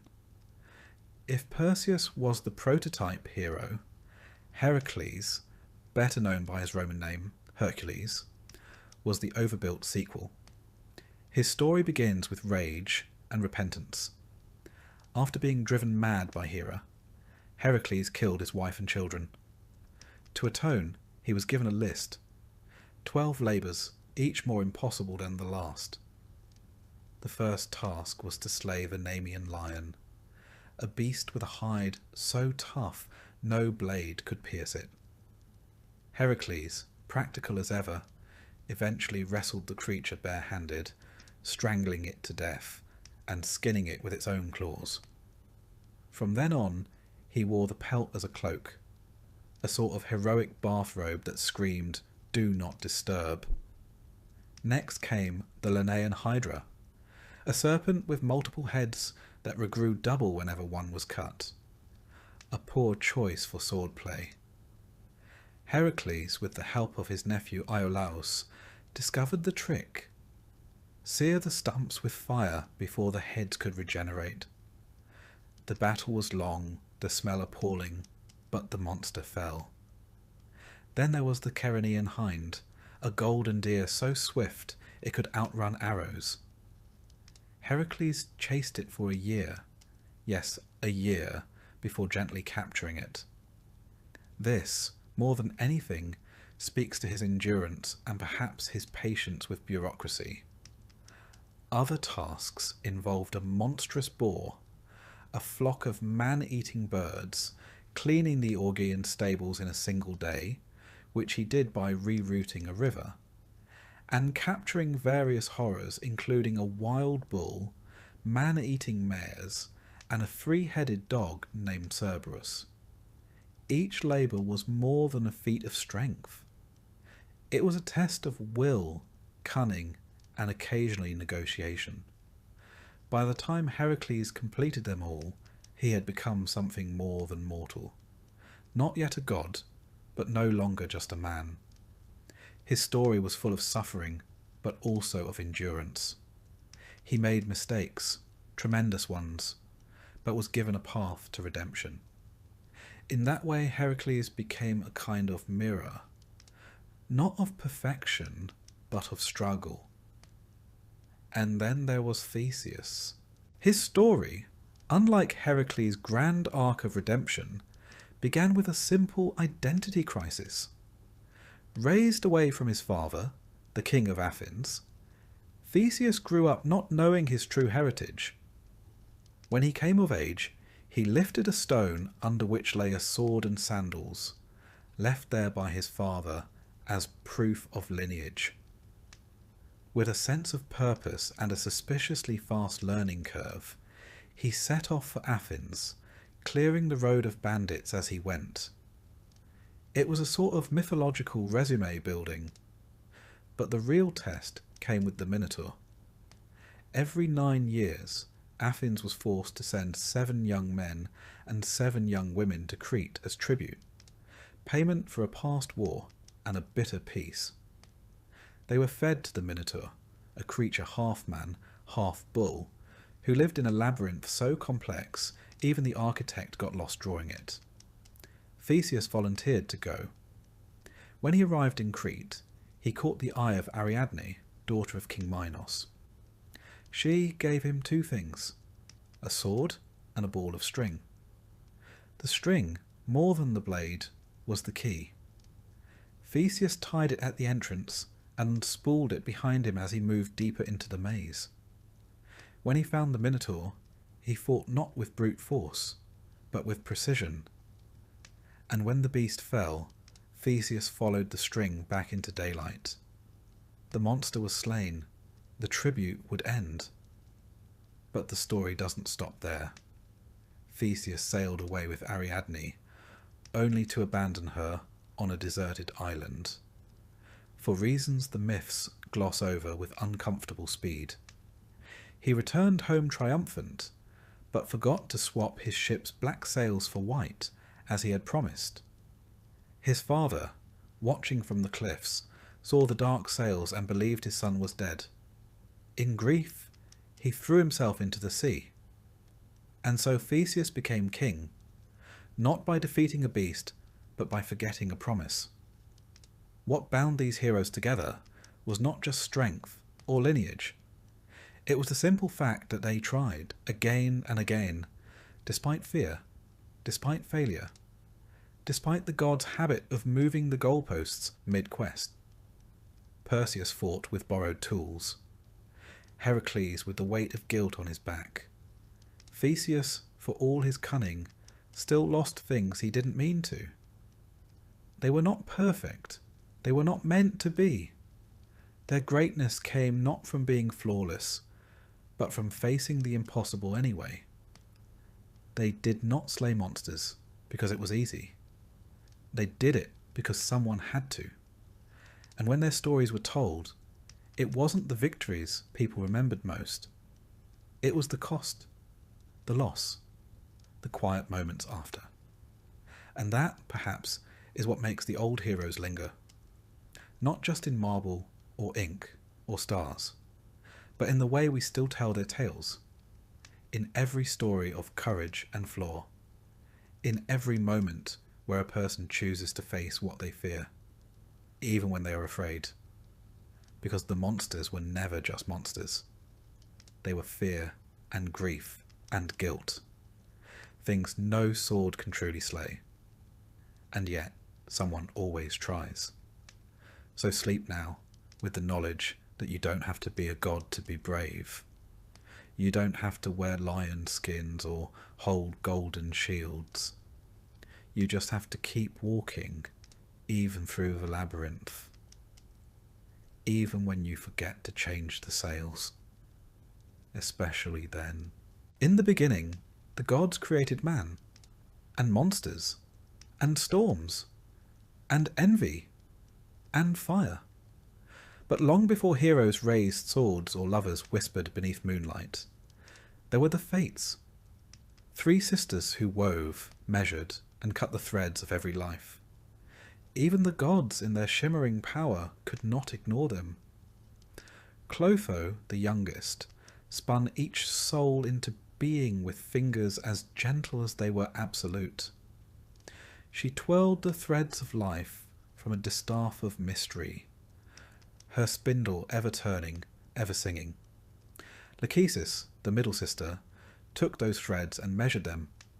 How long, how strong, how entangled. She never smiled, but her eyes gleamed with quiet knowing. And Atropos, the eldest and sternest, held the shears. When she cut the thread, it was final. They did not argue. They did not bargain. Not even Zeus could persuade Atropos to wait. If she snipped, the story ended. And so it was understood. Fate was not a punishment or reward, but a truth, woven long before a cradle was rocked or a war was waged.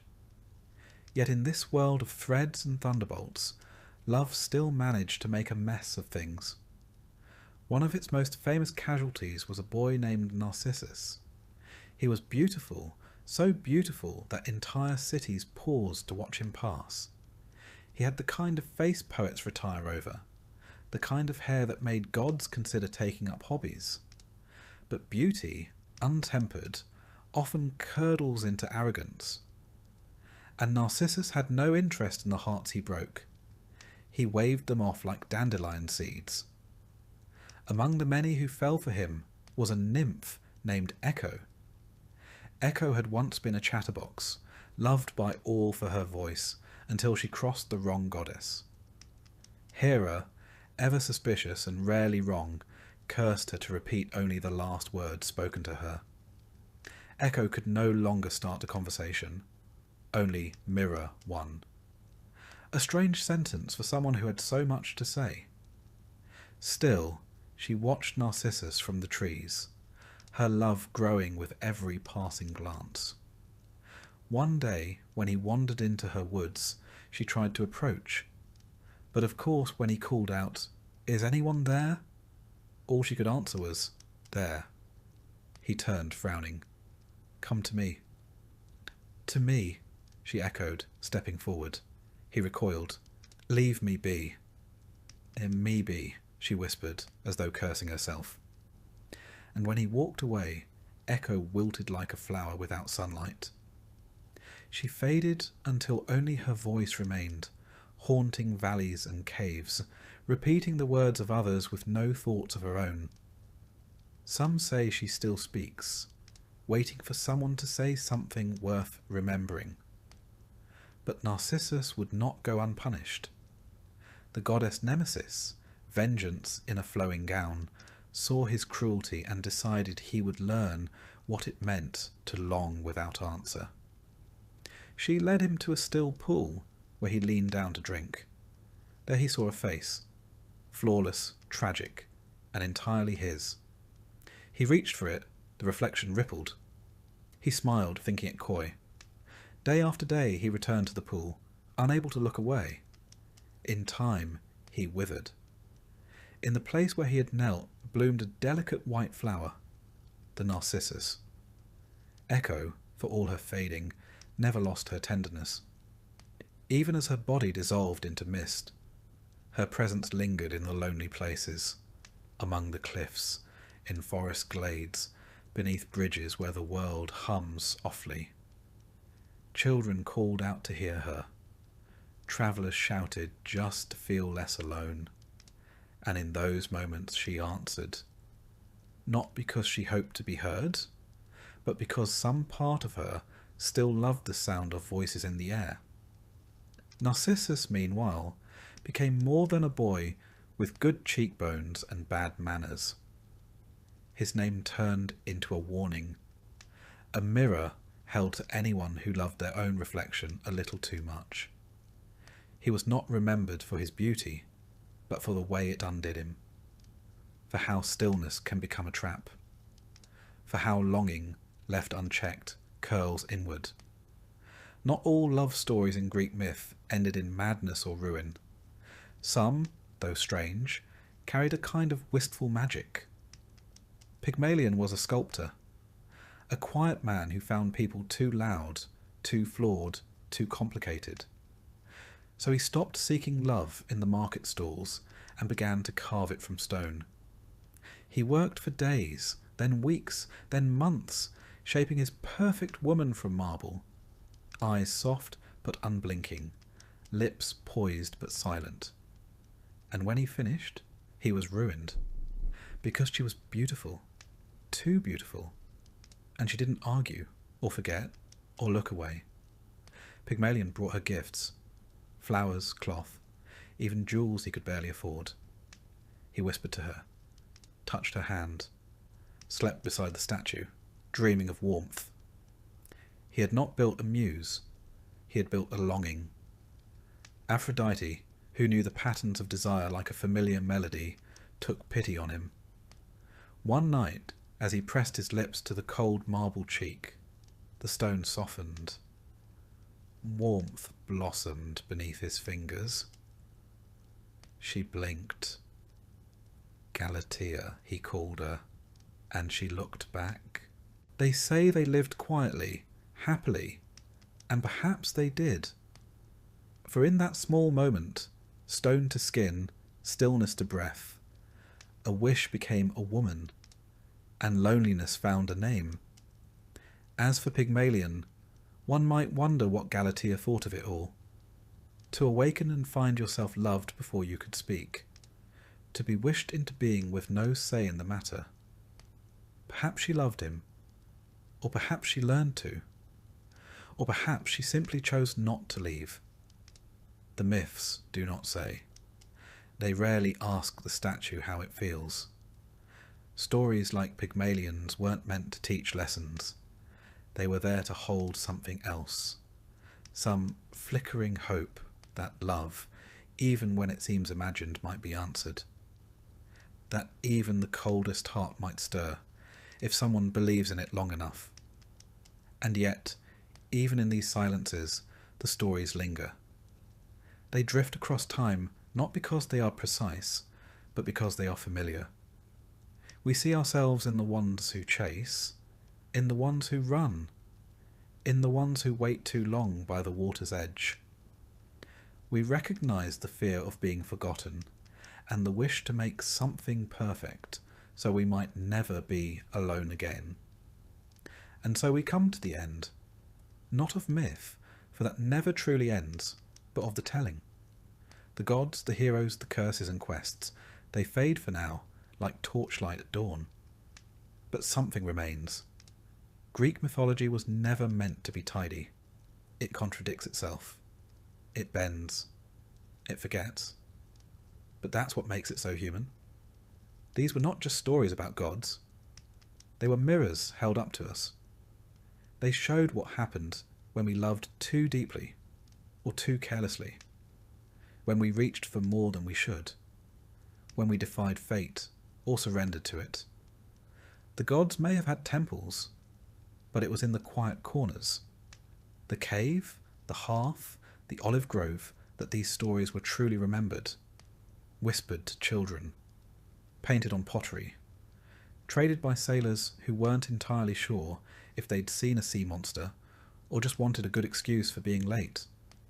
Even now, they persist, in the constellations overhead, in words like narcissist and hygiene, in art, in poetry, in how we speak of hope and tragedy. We still long like Pygmalion. We still echo like the nymph in the woods. And we still wonder what thread the fates are spinning while we sleep. So rest now, traveller of old stories. Let the myths drift and settle.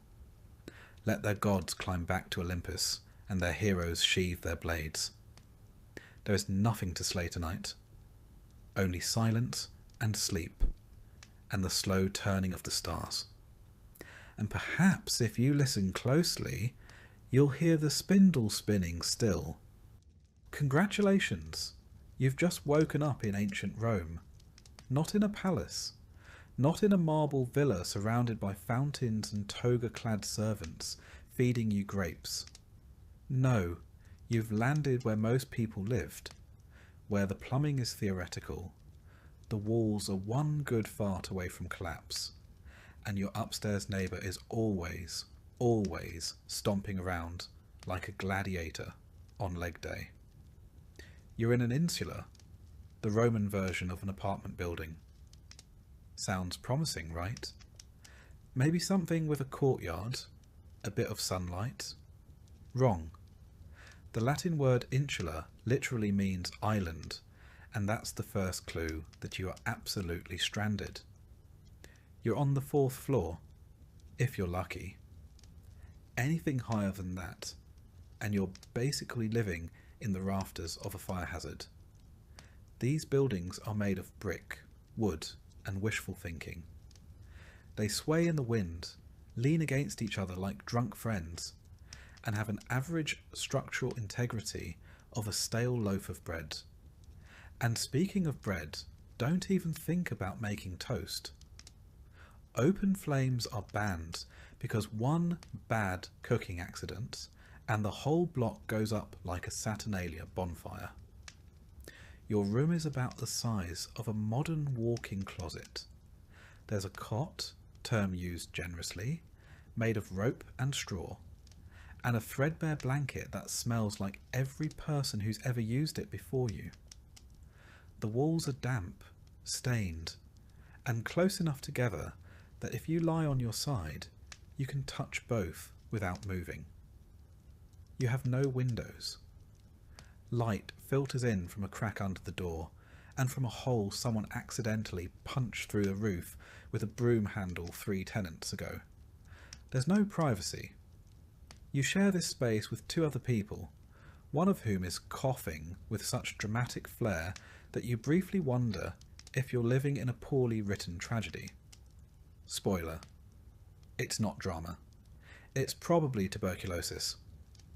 Outside, the morning begins not with birdsong, but with the rumble of wooden carts and the melodious yelling of vendors hawking olives, fish, and something that may have been bread in a former life.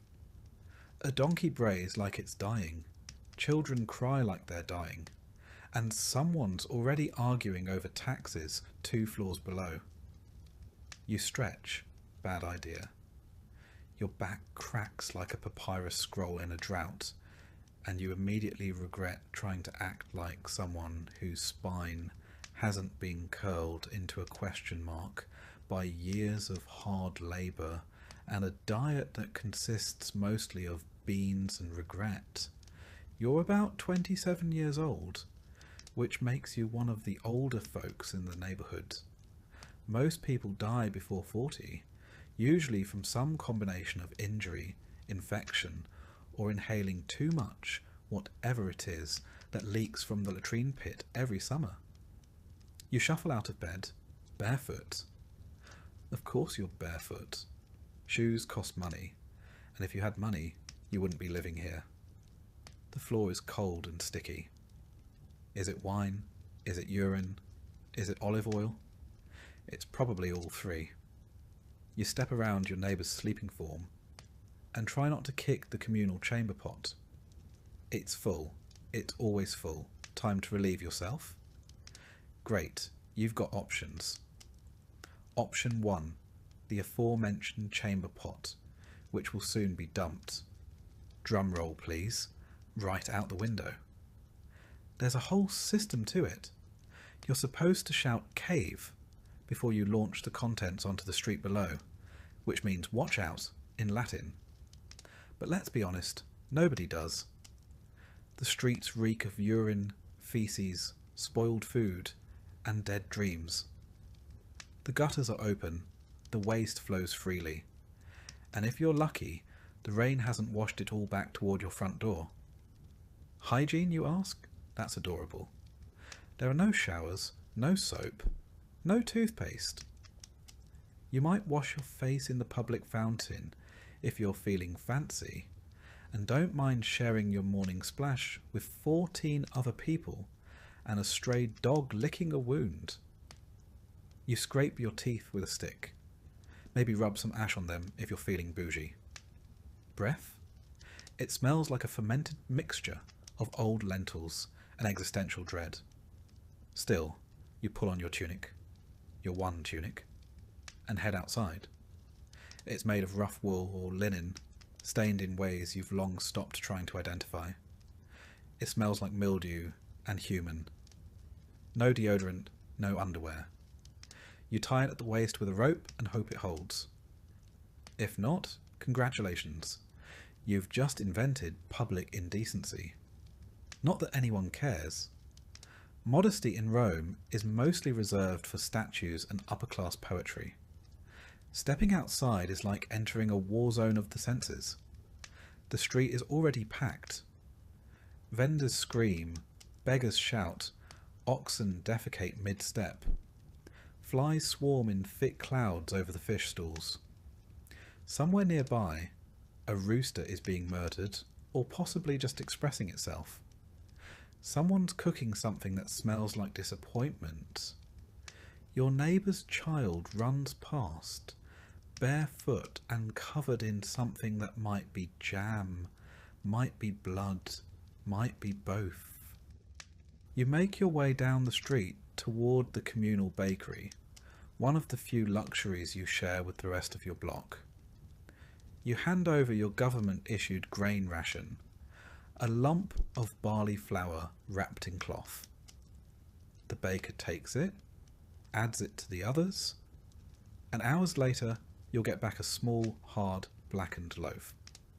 It's barely edible, mostly ash from the public oven's coals. But hey, it's warm and it's yours. Assuming no one steals it first. Breakfast? Sure, let's pretend. If you're lucky, you get a bit of pulse, a thick gruel made from boiled grains. It's what most poor Romans eat every day. Grain, water, maybe some chickpeas, maybe not. If you're having a good day, there's a drizzle of olive oil on top. If you're having a bad day, the drizzle is rat urine and you don't know it yet. Meat? Only for the rich? Milk? Spoils too fast. Cheese? Maybe. Eggs? Only if you steal them from a chicken that lives under your stairs. Most protein comes from beans, lentils and dreams. If you want fruit, it better be in season and unspoiled. Otherwise, you're just gnawing on the husk of an overripe fig and pretending it's a plum. You might stop by the latrina, a public latrine, to take care of business. If you enjoy the company of 12 other people doing the exact same thing. The bench has a series of holes, no dividers, and a shared sponge on a stick dipped in vinegar. That's the Roman version of toilet paper. You rinse it, wipe, and repeat. And you wonder why nobody makes eye contact in these places. After all this, it's barely mid-morning. You haven't even started work yet. But before you leave for your day job, which, spoiler, is physically and emotionally crushing, you pause for a moment and look around. The street is alive. Smelly, chaotic, dangerous, but alive. Kids scream and chase each other. A street performer juggles knives with questionable skill. A merchant shouts about the healing power of fermented fish sauce. And the city breathes, chokes, and burps in one never-ending symphony of humanity. Your landlord? Never seen him. Repairs? Don't hold your breath. If your building collapses, it's not considered a tragedy. It's considered a Tuesday. Fires are common. So are floods. So is sudden, unexplained death. You're a cog in a system that views you as replaceable. You're not a citizen. You're a warm body in a census scroll. Your value is measured in how quietly you suffer. And you will suffer. Because this is ancient Rome. Not the Rome of marble forums and golden laurels. Not the Rome of historians and Hollywood. This is the Rome of slums and soot, of crowded insulae and chamber pots, of grit and groaning humanity. You're not Cicero. You're not Caesar. You're not even close. You're a peasant on the 4th floor, praying the 3rd doesn't catch fire again. And it's only the beginning of your day. Congratulations. You've survived your first Roman night without being robbed, choked by smoke, or crushed by your neighbour's drunken body rolling onto your sleeping mat. Not bad. But the gods are generous today, and you've earned the privilege of waking up to the sweet, piercing sound of yelling. It's not an alarm clock. It's never an alarm clock. It's your neighbour yelling at his wife, or the vendor below your window screaming about fish, or the chamber pot hitting the cobblestones after someone above you dumped last night's wine and body fluids out the window. Morning in ancient Rome begins not with birdsong, but with complaints, sewage, and regret. Your eyes crack open to a ceiling so low you could punch it sitting up. You're lying on a straw mat, shared with your younger sibling, your cousin, possibly a stranger who paid your landlord 2 denarii to squat in the corner overnight. The air smells like feet, garlic, and mildew. You wonder briefly if you died and woke up in Hades, but no, you're still alive. Unfortunately. Your home, generously called an insula, is a Roman apartment building made of wood, dreams, and flammable lies. You're on the 3rd floor, which is slightly less deadly than the 5th. Higher up means cheaper rent and a better chance of dying when the whole building inevitably collapses. Down below, the rich enjoy sturdier homes and indoor plumbing. Up here, you enjoy rats, water leaks, and the subtle creaking that reminds you this structure is held together by hope and mould. You swing your legs over the side of your mat and immediately regret it. The floor is damp. It's always damp. Water? Wine? Blood? Who knows? The answer doesn't change the fact that your only sandals were stolen last week, and you've been walking barefoot ever since. You gingerly avoid the sticky patch in the corner and stand, stretching your aching back like a cat that's been kicked down a flight of stairs. Time to wash up, you say? Cute. There is no basin, no sink, no soap. You wipe your face with a damp cloth that may or may not have once cleaned your landlord's armpits. Your version of a morning skincare routine involves rubbing oil on your skin and then scraping it off with a curved blade called a strigil, which sounds elegant until you realise it's just ancient Roman exfoliation by pain. You're basically buttering yourself like toast and then peeling it off. If you're lucky enough to live near a bathhouse and have a few coins left, maybe you can get cleaner later. But right now, hygiene is a luxury.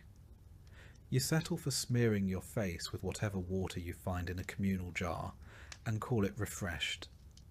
Now comes breakfast. Brace yourself. The Roman equivalent of a power breakfast is nothing. The morning meal is called ientaculum, which is Latin for don't get your hopes up. It usually consists of yesterday's bread, hard as marble, and lovingly stored in a mouse-infested clay pot overnight. You soften it by dipping it in watered-down wine, a drink that tastes like vinegar with trust issues. If you're feeling fancy, maybe you get some olives or a smear of garum, the famous Roman fermented fish sauce that smells like low tide and failure. It's Rome's favourite condiment, used on everything from meat to vegetables to moments of crushing despair. It's the ketchup of the ancient world, if ketchup were made from rotting mackerel. There's no coffee, no eggs, no fruit smoothie with collagen powder. Your breakfast has one job: prevent immediate death. It succeeds, barely. You chew in silence while your neighbours scream about something, probably taxes or bread rations. Or maybe it's that guy on the 2nd floor who keeps sacrificing pigeons in the hallway. You don't ask. The rule of thumb in Roman tenement life is this: the less you know, the longer you live. Once you've gnawed your way through a slice of disappointment and sipped your wine-flavoured sadness, it's time to dress for the day. Don't get excited. You have 2 garments: a tunic made from rough wool and a threadbare cloak that's more whole than fabric. The tunic itches, the cloak stinks, and both have been repaired so many times they're basically held together with prayers and the dreams of better fabric. Underwear? Hilarious. You tie a belt around your waist to keep everything vaguely attached and hope no one notices your left shoulder is always exposed because the fabric keeps sliding off. The rich wear togas. You don't. Togas are for citizens, people with status. You? You're a pleb. A non-citizen if you're an immigrant. A nobody, if we're being honest. If you wear a toga, you're either delusional or planning to be arrested for impersonating someone with dignity. As you step outside, you're hit with the full sensory assault that is a Roman street. The noise is immediate. Vendors hawking their wares. Street musicians playing instruments no one asked for. Philosophers debating loudly. And someone somewhere is always screaming about cucumbers. It's chaos. Organised, smelly chaos. The streets themselves? Paved with stones and slick with everything. Animal waste, human waste. Mystery slop that no one wants to identify. Rome has sewers, yes, but they serve the rich neighbourhoods. Your street is self-cleaning, by which we mean rain occasionally washes the filth into someone else's neighbourhood. It's a system. You walk carefully, avoiding puddles and people. A cart barrels past you, pulled by donkeys and driven by a man who seems genuinely angry that pedestrians exist. There are no sidewalks, there are no traffic laws. There is only instinct, prayer, and the faint hope that the gods are paying attention. You pass temples where people line up to offer sacrifices. Flowers, coins, small animals, or the occasional desperate plea. You don't have anything to give, so you nod awkwardly at Jupiter's statue and keep moving. He probably wasn't listening anyway. If you're headed to work, and most likely you are, congratulations. That means you didn't starve to death yesterday. Work in ancient Rome is not fulfilling. It is not purpose-driven. It is survival in a tunic. You might be a labourer, hauling bricks or mixing mortar for one of the Emperor's new vanity projects. Or maybe you're a porter, carrying goods up and down stairs in a building with no structural integrity. You might be a street cleaner, a fish seller, a potter, or worse, a public latrine attendant, paid in pity and bronze coins to sweep filth off marble and pretend your soul isn't slowly escaping through your nostrils. The hours are long, the pay is miserable, and your boss might beat you for fun. If you're a slave, you don't even get paid. You just work. And if you complain, you're whipped. If you collapse, you're replaced. If you die, well, someone else gets your blanket. Midday approaches, and the sun is brutal. Rome's climate is hot, sticky, and utterly unbothered by your suffering. There's no air conditioning, no shade unless you cling to a building's shadow like a sweaty ghost. Your tunic sticks to your skin. Your sandals, if you have them, slap against the stones with every exhausted step. And if you don't, your feet are slowly becoming part of the pavement. Lunch? Ha! It's called prandium, and if you're lucky, it's more bread. Maybe a bit of cheese. Maybe dried fruit or a boiled egg if your employer had a good gambling night. You eat sitting on a step, watching richer Romans being carried around in litters like mobile royalty. You chew, and you try not to think about how you're probably consuming sand and rodent hair. As the day wears on, the smells intensify. The streets reek of sweat, garbage, and garum. You pass a bakery and inhale deeply, the scent of fresh bread temporarily tricking your brain into thinking life is worth it. Then you remember bread is taxed, and your landlord raised rent again, and your water jar cracked last night, and your cousin is still sick with whatever plague is currently fashionable. You keep walking, you keep surviving, because in ancient Rome That's the entire point. And finally, after hours of back-breaking labour, social humiliation, and a mild sunstroke, you make your way home. You ascend the stairs of your insula carefully, because the staircase is made of splintered wood and shame. One misstep and you're joining the spirits of the 5th floor tenants who fell last week. You reach your door. You enter. It's dark, cramped, and smells like boiling cabbage, even though you don't have any cabbage. Someone is already asleep in your corner. You don't ask who they are. You just lie down next to them and close your eyes, hoping you don't dream about the bucket. And with that, your Roman morning ends. Was it glorious? Number, was it dignified? Absolutely not. But you survived. And in ancient Rome, that counts for something. Tomorrow you get to do it all again. You've survived your first Roman night in the insula. Barely. Sleep came in waves, interrupted by creaking floorboards above, shouting neighbours, the distant rumble of wagons, and an itching sensation on your leg that you'd rather not investigate. You're hungry now. Not the kind of hunger that inspires a brunch outing or a carefully measured protein shake. This is more primal, heavier. Your body wants fuel. But this is ancient Rome, and you're poor. So, what you're about to experience isn't breakfast. It's survival. The Romans didn't believe in breakfast as a significant meal, not in the way we do. They had a word for it. Ientaculum. A small, early meal typically consumed by those who had to work long days. For the rich, it might consist of bread dipped in wine, cheese, olives, or even a bit of fruit. But you're not rich.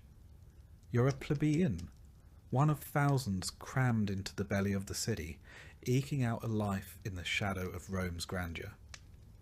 For someone of your station, ientaculum is more of a formality than a feast. Maybe a crust of coarse bread, dry and unevenly baked.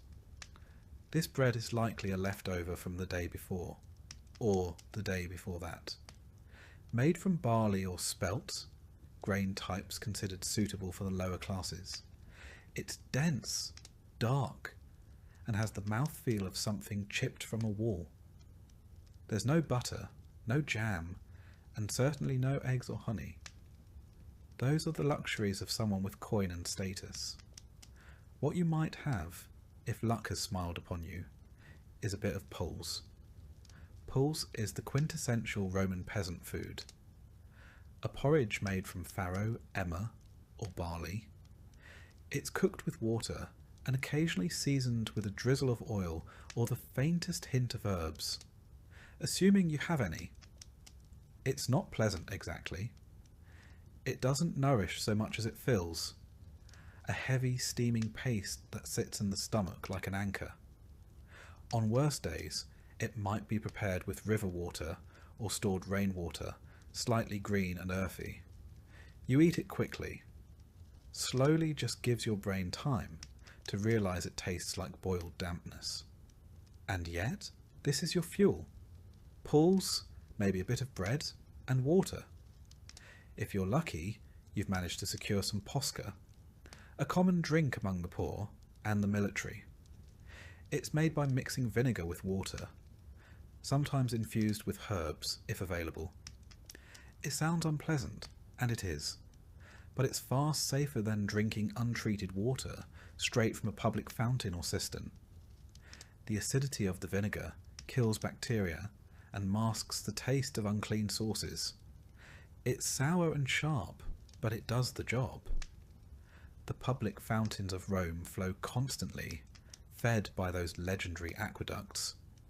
But that doesn't mean the water's clean where you live. Rome's water system was advanced, yes, but only until it reached the labyrinthine lower districts. There, the water quality depended heavily on the maintenance of lead pipes and the cleanliness of the castella. the distribution tanks feeding your block. And maintenance wasn't always a priority in neighbourhoods like yours. If someone upstream threw garbage, urine, or animal remains into the drainage channel, or worse, into the water itself, you'd never know until it was too late. Hunger is a quiet constant for you. Even when you eat, it never really fades. Food is expensive, and most of your earnings go toward rent, taxes, or staying on the good side of your local Patronus. So you ration what little you have. You learn to choose slowly, savouring every bite like it's a luxury. There's no variety. You eat what's available, and more often than not, that means you eat the same thing every day. Meat? Almost never. The occasional salted fish, usually garum-cured scraps, or sardines so pungent they could double as weapons. Meat is reserved for the upper classes, for religious festivals, or as part of a soldier's rations. If you do get your hands on some, it's offal. Organ meat, bones, things the rich don't want. You don't waste a single scrap. As for fruits and vegetables, they appear sporadically. You might find some wilted leeks, onions, or turnips in the marketplace at a discount near closing time.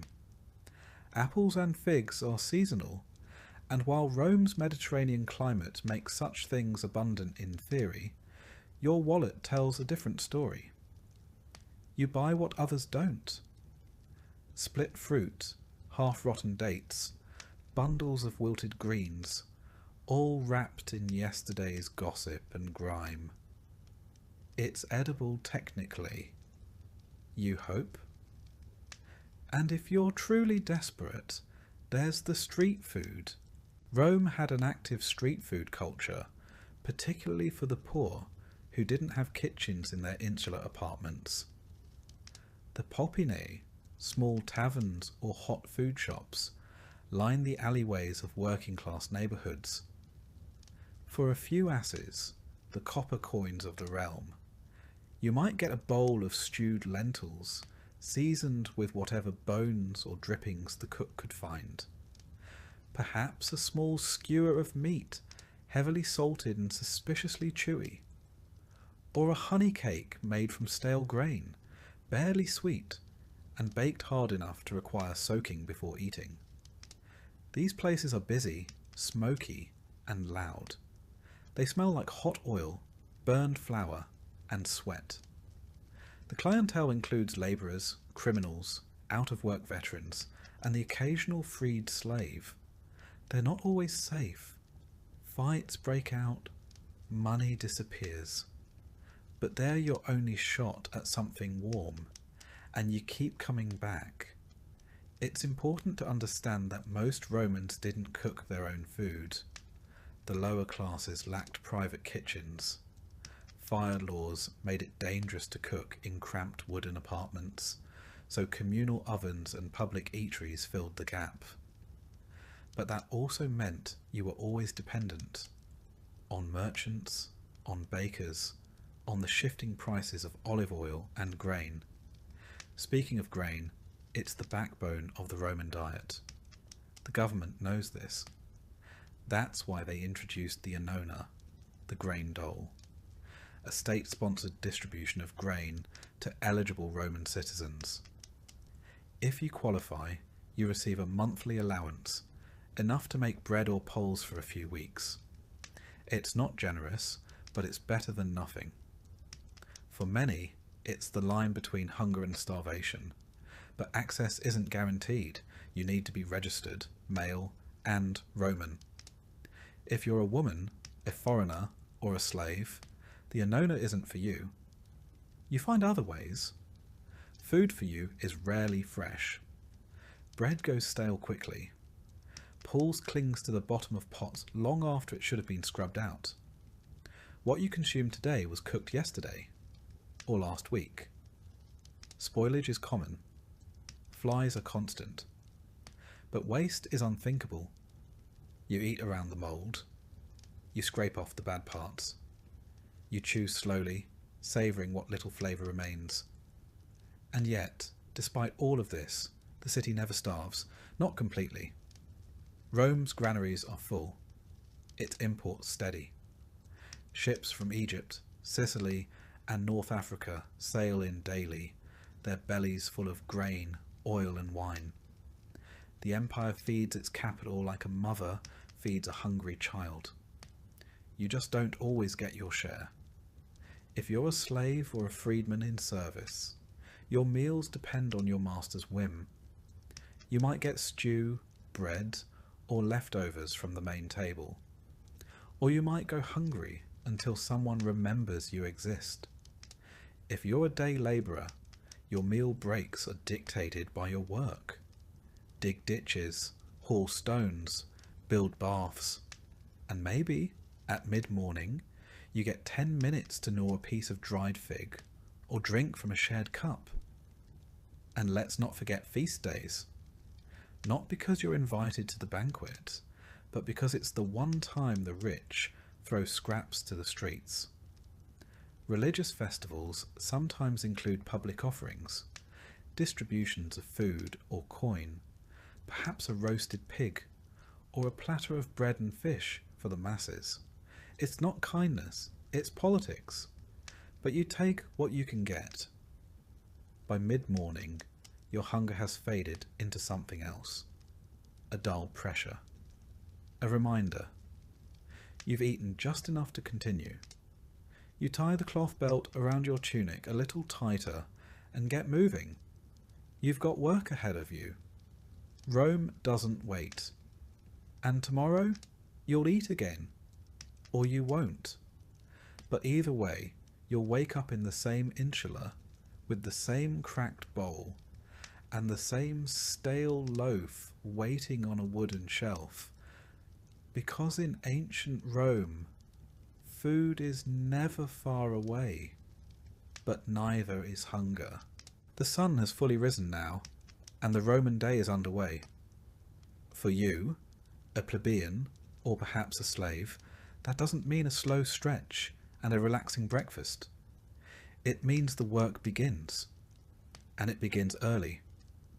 Rome is not a place of idleness for the lower classes. The empire may be vast, but the streets of the city feel like a funnel, where the sweat of thousands filters upward to benefit the few. Let's start with the plebeians.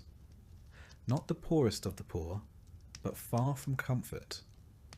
Most plebeians in the city work trades, manual labourers, builders, bakers, water carriers, cobblers, street sellers. If you're skilled, maybe you're a stone cutter, or you've secured a spot in one of the Roman guilds, the collegia.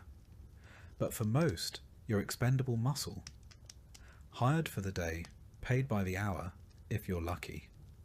You don't have a fixed schedule. You have a need. A relentless, gnawing one. You work because not working means not eating. You wake before dawn, grab what counts for breakfast, maybe a crust of bread or a spoonful of barley mush, and head out to find work. The forum is one place you might go, not to debate philosophy, but to stand around and hope someone needs a labourer. You're competing with hundreds of others. Some are stronger, some have tools. You don't. You're hired maybe to carry bricks across a construction site. Rome is always being built. Roads, aqueducts, arches, homes for the rich. It is said Augustus found Rome a city of brick and left it a city of marble. You'll be the one dragging that marble, sweating and silent. The work is brutal. There are no labour laws, no unions, no breaks, no helmets, no complaints. If you fall off the scaffold, you're not given aid. You're given a nod and a shove to the side so the next man can take your place. You don't ask questions. You don't slow down. The overseer watches with a stick in hand, and he doesn't carry it for decoration. If you're not lucky enough to find a builder's job, maybe you end up in the tanneries. The smell hits you long before you reach the vats. Animal skins, soaked in urine and dung to soften them, fermenting in the sun. You'll spend your day knee-deep in a mixture that would make a modern sewage worker gag. Gloves don't exist. You stir with your bare hands. The stench clings to you long after you leave. And worse, it becomes normal. Still, you persist, because if you don't earn a few copper coins today, you won't be eating tomorrow. Your rent on that insular apartment, your crumbling, rat-ridden fire trap, is due every few days. Miss a payment and you're out. No notice, no mercy. The landlord has 5 men waiting to take your place. But perhaps you're not a plebeian. Perhaps you're a slave. Life, somehow, is harder still. Because now you don't even get the satisfaction of wages. Your body is labour, and your labour belongs to someone else. You might be a household slave, owned by a moderately wealthy Roman citizen. If so, your work starts before sunrise. You're fetching water, cleaning floors, preparing meals you'll never taste. Maybe you're young and educated, assigned to tutor the children or read aloud to your master. It sounds better. It isn't. One mistake and you're beaten. If the master's wife is displeased, you're sold. There are no protections. No court to hear your case. You are property, like the stove or the sandals. Or you're a field slave outside the city, toiling in the vast latifundia, those enormous agricultural estates that feed Rome's grain-hungry stomach. Here, there are no roofs, no days off. You wake with the sun and bend until it sets. You plant, plough, harvest, sweat. No matter how hot, how cold, how sick you feel, you work. The overseer doesn't care if you collapse. There are chains for those who slow down. For those who run, there are whips. And for those who rebel, there's crucifixion. A public one. Along the roads where others can see. Some slaves are trained for skilled labour. Stone carving, pottery, weaving. But that doesn't make the whip any less real. It just means your blood stains a different kind of floor. And what of the women? If you are a woman, slave or free, you labour too. Not on the scaffold or in the forum, but in quieter ways that bleed just as much. You're grinding grain with a heavy stone hand mill, your arms aching as you turn the quern hour after hour. You make bread, wash clothes, fetch water, tend fires, clean, mend, weave. If you're poor, you might also sell small goods in the street or offer your services as a wet nurse or a midwife. In desperate cases, you might sell yourself. Prostitution is legal in Rome, taxed even. It is not a profession of glamour. It is survival. There are no toilets in your insula, no kitchens. So you make do in the alleyways or public spaces. Fires are frequent, the stairs collapse. Your children are not safe. Not from hunger, not from illness, not from the building itself. Life expectancy is low. Infant mortality is high. Your child's best chance is to survive to 5. Feds, there are no toilets in your insula, no kitchens. So you make do in the alleyways or public spaces. Fires are frequent, the stairs collapse. Your children are not safe. Not from hunger, not from illness, not from the building itself. Life expectancy is low. Infant mortality is high. Your child's best chance is to survive to 5. After that, it's still a coin toss. And yet, Rome moves on. The senators debate. The aristocrats drink wine on shaded terraces. Their banquets are filled with stuffed dormice and honeyed dates. Below them, unseen, you sweat, bleed, and endure. Your work is invisible but indispensable. The aqueducts flow, the grain ships arrive, the streets are swept because of people like you. Sometimes the monotony is broken. not for a festival or a feast, but for something worse, a fire, a collapse, a riot. Rome is a tinderbox of labour and inequality. The gap between the rich and poor isn't just wide, it's weaponised. If a fire starts in your insula, the ladders don't reach the top. There are no fire escapes. You carry your children, your pots, your life on your back, and hope the flames stop before your floor is reached. Or maybe you're caught in a food riot. The grain dole is late, the bread is mouldy, the people are hungry. You crowd the forum, shouting with the others, demanding your portion. The guards arrive, batons, shields, blood in the streets. You are dispersed, not heard. And then there's disease. Filth lines the alleys, latrines overflow. The Tiber, your drinking source, is also a sewer. You wash clothes in it, you bathe in it, you drink from it. Parasites thrive. Illness spreads. You know the signs. A fever, the chills. A child coughing in the night. There is no doctor. No apothecary for your kind. Only rest, prayers and hope. And hope rarely comes. But still you work. Because if you stop, even for a day, the city forgets you. The empire forgets you. And hunger remembers you very, very quickly. This is what it means to work in ancient Rome. Not to build wealth, or rise in rank, or find fulfillment, but to survive, to endure, to hope that perhaps your children will have slightly fewer blisters on their hands than you did. It is not glamorous. It is not heroic. It is labour at its most brutal, its most thankless. The empire was not built by emperors. It was built on the backs of men, women and children who worked until they broke and then were replaced. Now, as the midday sun climbs overhead, your tasks are only half done. There is still cleaning, cooking, tending to the hearth, carrying water, hauling waste, your stomach growls, your fingers cramp, your feet blister inside sandals that barely hold together, and no one is coming to relieve you. Not today, not tomorrow. Welcome to the workday in ancient Rome.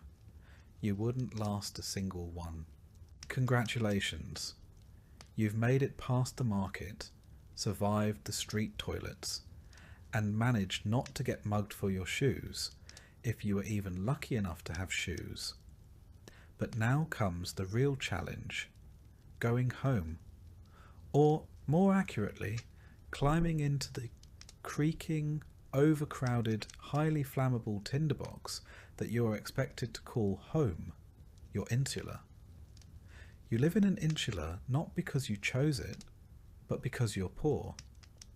And in ancient Rome, poor people don't have houses, they have layers.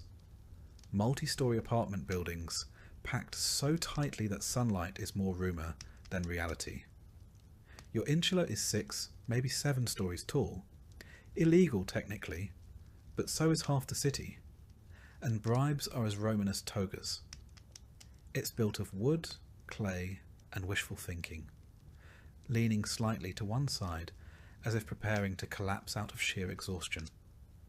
You climb the stairs, slowly, carefully, because elevators haven't been invented yet, and the building sways when someone sneezes on the second floor. The higher you go, the worse it gets.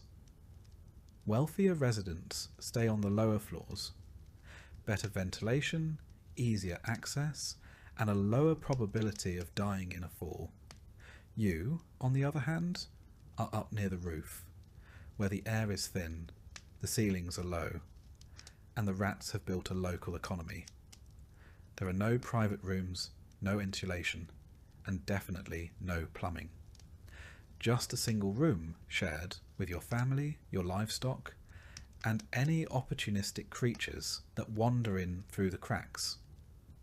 The walls are made of mud brick, and your door doesn't quite close. But hey, you have a curtain. Luxury. And what about fire safety, you ask? Good question. Fire is your most constant, faithful threat, because every home needs fire to cook, to light, to warm. But there's no chimney, no ventilation, and no fire code. Open flames flicker from oil lamps and cooking hearths, inches away from the wooden beams that hold the whole place together. One spark, one gust of wind, and the entire block could be reduced to ash within the hour. Firefighters exist technically, but they are mostly slaves owned by the Vigiles, the Roman fire brigade, and they're more interested in watching your insula burn so they can demand a bribe to intervene. In 24 BCE, Augustus formed the Vigiles to stop Rome from burning down every third Tuesday. But let's be honest, they're underpaid, overworked, and famously corrupt. If you can't pay, they'll let it burn and confiscate whatever's left. They call it enforcement. You call it a robbery with extra steps. So you live in constant fear of smoke. Every night you sniff the air before you sleep, wondering if that's dinner next door or the beginning of the end. Your belongings, what few you have, are always packed for a quick escape. A blanket, a bowl, maybe a small idol of Lares or Penates. The household gods, who at this point you're hoping accept bribes too. And then there's the noise. Rome is never quiet. Carts aren't even allowed during the day, so they all roll through the streets at night. The wheels grind like thunder on stone. Vendors shout, drunks sing, lovers argue, dogs bark, and someone somewhere is always playing a flute badly. Privacy is a fantasy. Your neighbours hear everything. Your arguments, your snoring, your gastrointestinal tragedies. And in return, you hear theirs. But maybe it's better than being alone. Because loneliness isn't common here. Your insula is crowded beyond reason. Dozens of families crammed into units smaller than a modern bathroom. Children crying, adults arguing, and old folks muttering prayers in dark corners. Sometimes people rent just a corner of a room, sleeping upright against the wall like human coat racks. When it rains, your roof leaks. When it doesn't, it still leaks. The water trickles down the inside walls, pooling on the floor, feeding the mould that grows behind your bed mat. The floorboards creak. The walls shift in the wind. You develop the uncanny skill of waking up seconds before the stairs collapse beneath a neighbour. It's not a matter of if the building will fall. It's a matter of when. And if that wasn't enough, pests. Rome's rodent population rivals its human one. Mice and rats scamper through your pantry, if you have one, and leave behind little gifts. Flies buzz thick around your food. Mosquitoes breed in the drainage ruts. And then there are the bed bugs. You scratch yourself raw in your sleep and dream of itching. But despite all this, you survive. You learn to maneuver the collapsing staircases like a seasoned acrobat. You hang wet laundry on lines that sway over the alley, hoping it dries before thieves pluck it. You carry water up and waste down, always careful not to slip in someone else's garbage, or your own. Still, the insula is not your sanctuary. It is a holding pen, a temporary space between disasters. Fires, floods, famine, and violence have all passed through this building like regular guests. And yet, it stands. Just barely. There are moments, strange and fleeting, where you feel pride. A neighbour offers you stale bread. A child tugs your sleeve to show you a dead bird. The woman across the hall sings while stirring her pot of lentils. You smile, even if just for a second, because you all live in the same cage, facing the same storms. Rome is massive, over 1 million people, and the rich live in marble palaces with mosaic floors and private baths. but you know their lives only by rumour. For you, the insula is everything. Your bed, your shelter, your prison. And if the building collapses tomorrow, and it might, no one will mourn it. The rubble will be cleared and a new insula will rise in its place. Faster, cheaper, even more dangerous. The cycle continues, and you, if you're lucky, will rent a corner in that new box and begin again. Because in ancient Rome, the poor don't rest. They adapt. They huddle together in the dark, dodging embers and curses, hoping that the next collapse doesn't start with them. And if the flames come anyway, well, you'll grab your blanket, say a quick prayer to the Laerzo, and run like hell. You're parched.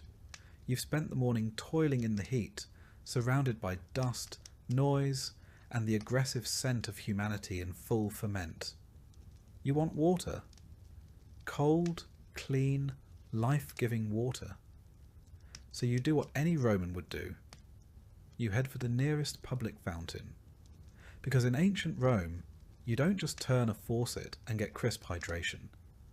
You rely on a sprawling, complex, and dangerously vulnerable infrastructure of aqueducts, cisterns, and communal outlets.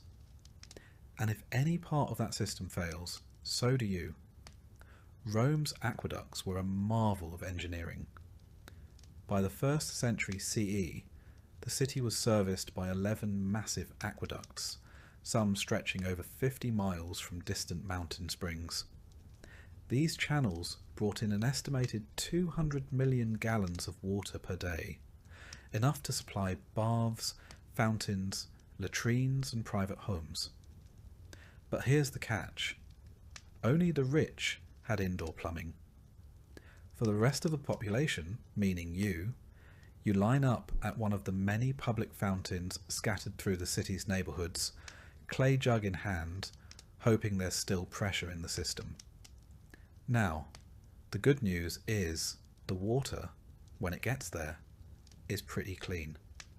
It's sourced from springs, and the aqueducts are designed with constant downward slopes to keep it flowing. The bad news is, clean is relative. If you live near the terminus of the system, you're getting backwash. Water already passed through several baths, toilets, and industrial laundries. Add to that the occasional sabotage, illegal tapping, or natural sediment buildup, and you're not exactly sipping spring water.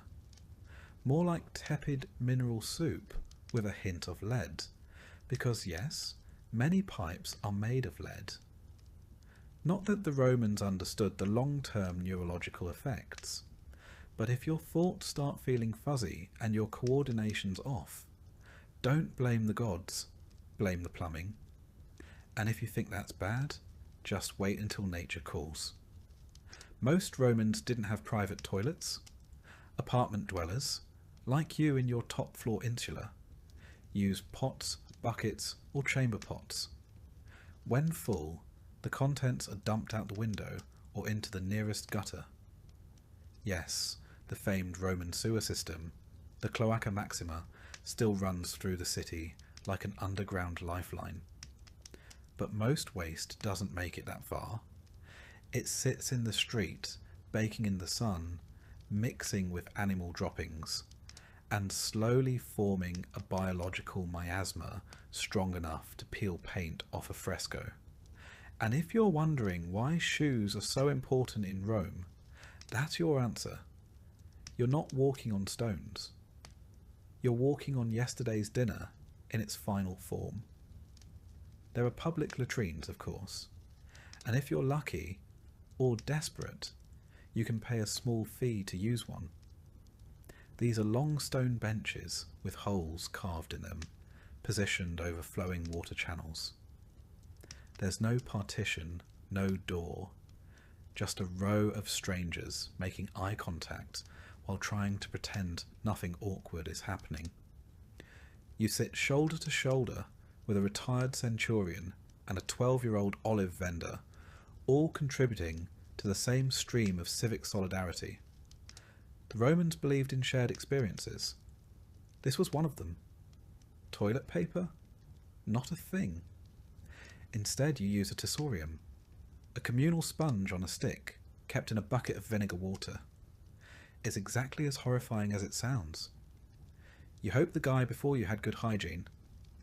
He didn't. Nobody does. You wipe, you stand up, you wash your hands if there's water nearby, and then you move on. Probably to the nearest bathhouse, which, thankfully, is where things get slightly better. The Roman bathhouse is part spa, part gym, part social network, and part biological experiment. There are over 800 public bath complexes in Rome by the time the empire is in full swing. Some are grand, like the baths of Caracalla or Diocletian, where marble columns soar above mosaic floors. Others are modest neighbourhood baths tucked between bakeries and brothels, but all follow roughly the same formula. A changing room, apoditerium, a warm room, tepidarium, a hot room, caldarium, and a cold plunge, frigidarium. You strip down, deposit your clothes, good luck if they're still there when you get back, and start sweating your soul out in the heat.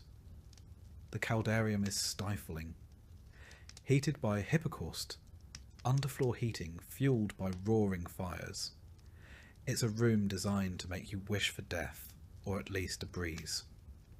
You rub your skin with olive oil, not soap, because that's what Romans used to clean.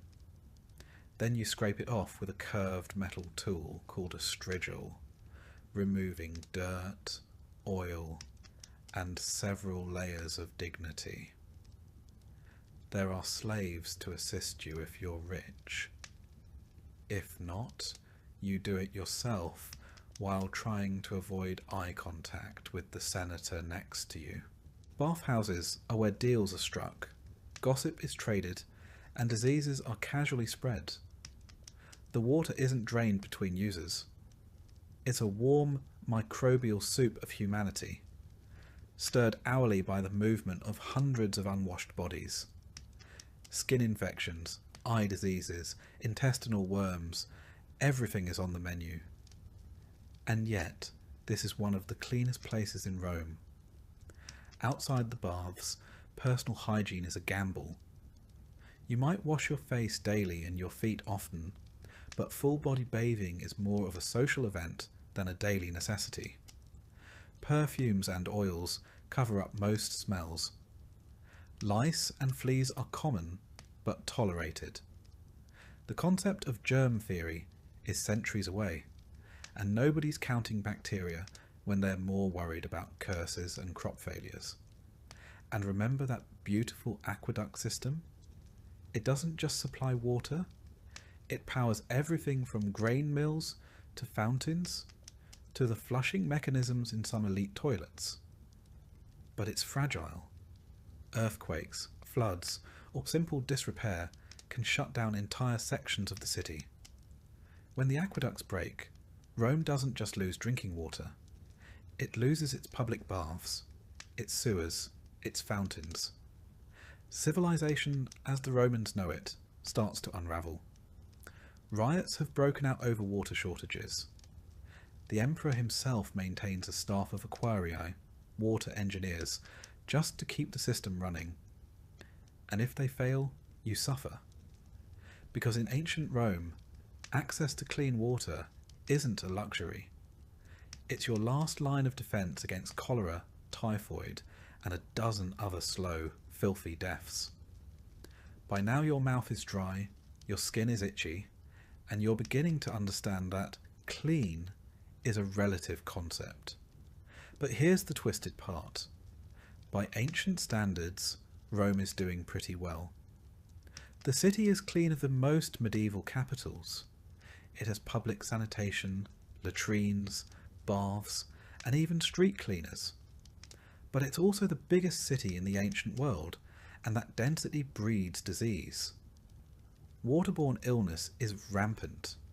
Even minor stomach bugs can spiral into fatal dehydration. And if you're poor, which you are, You can't afford a private cistern or a servant to boil your water. You drink what's available, and you pray, not to be purified, but to be spared. So the next time you fill a glass from the tap or flush a toilet with confidence, remember, in Rome, your survival depends on gravity, lead pipes, communal sponges, and the goodwill of an aqueduct built by a man who probably bribed his way through half the Senate. You don't control your water. You just hope it doesn't kill you. And on that hopeful note, it's time to think about lunch, if your stomach can handle it.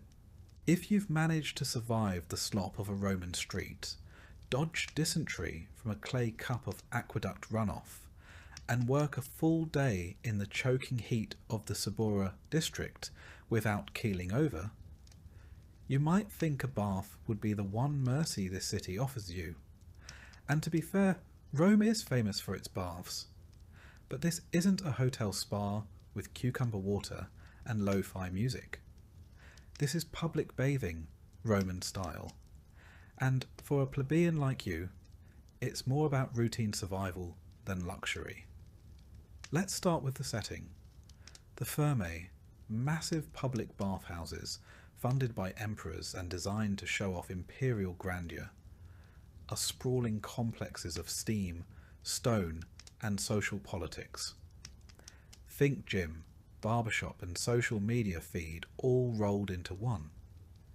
There are over 800 bathhouses across Rome by the 4th century CE, ranging from small balnea tucked into neighbourhoods to monumental structures like the Baths of Caracalla, which could host thousands of bathers a day. These places are architectural marvels: domed ceilings, mosaic floors, marble statues. But you're not here to appreciate the decor. You're here to clean yourself before your own body odour becomes a public health issue.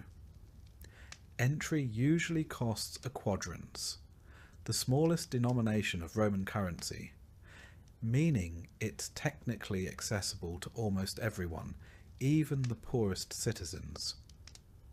But just because you can afford to enter doesn't mean you belong.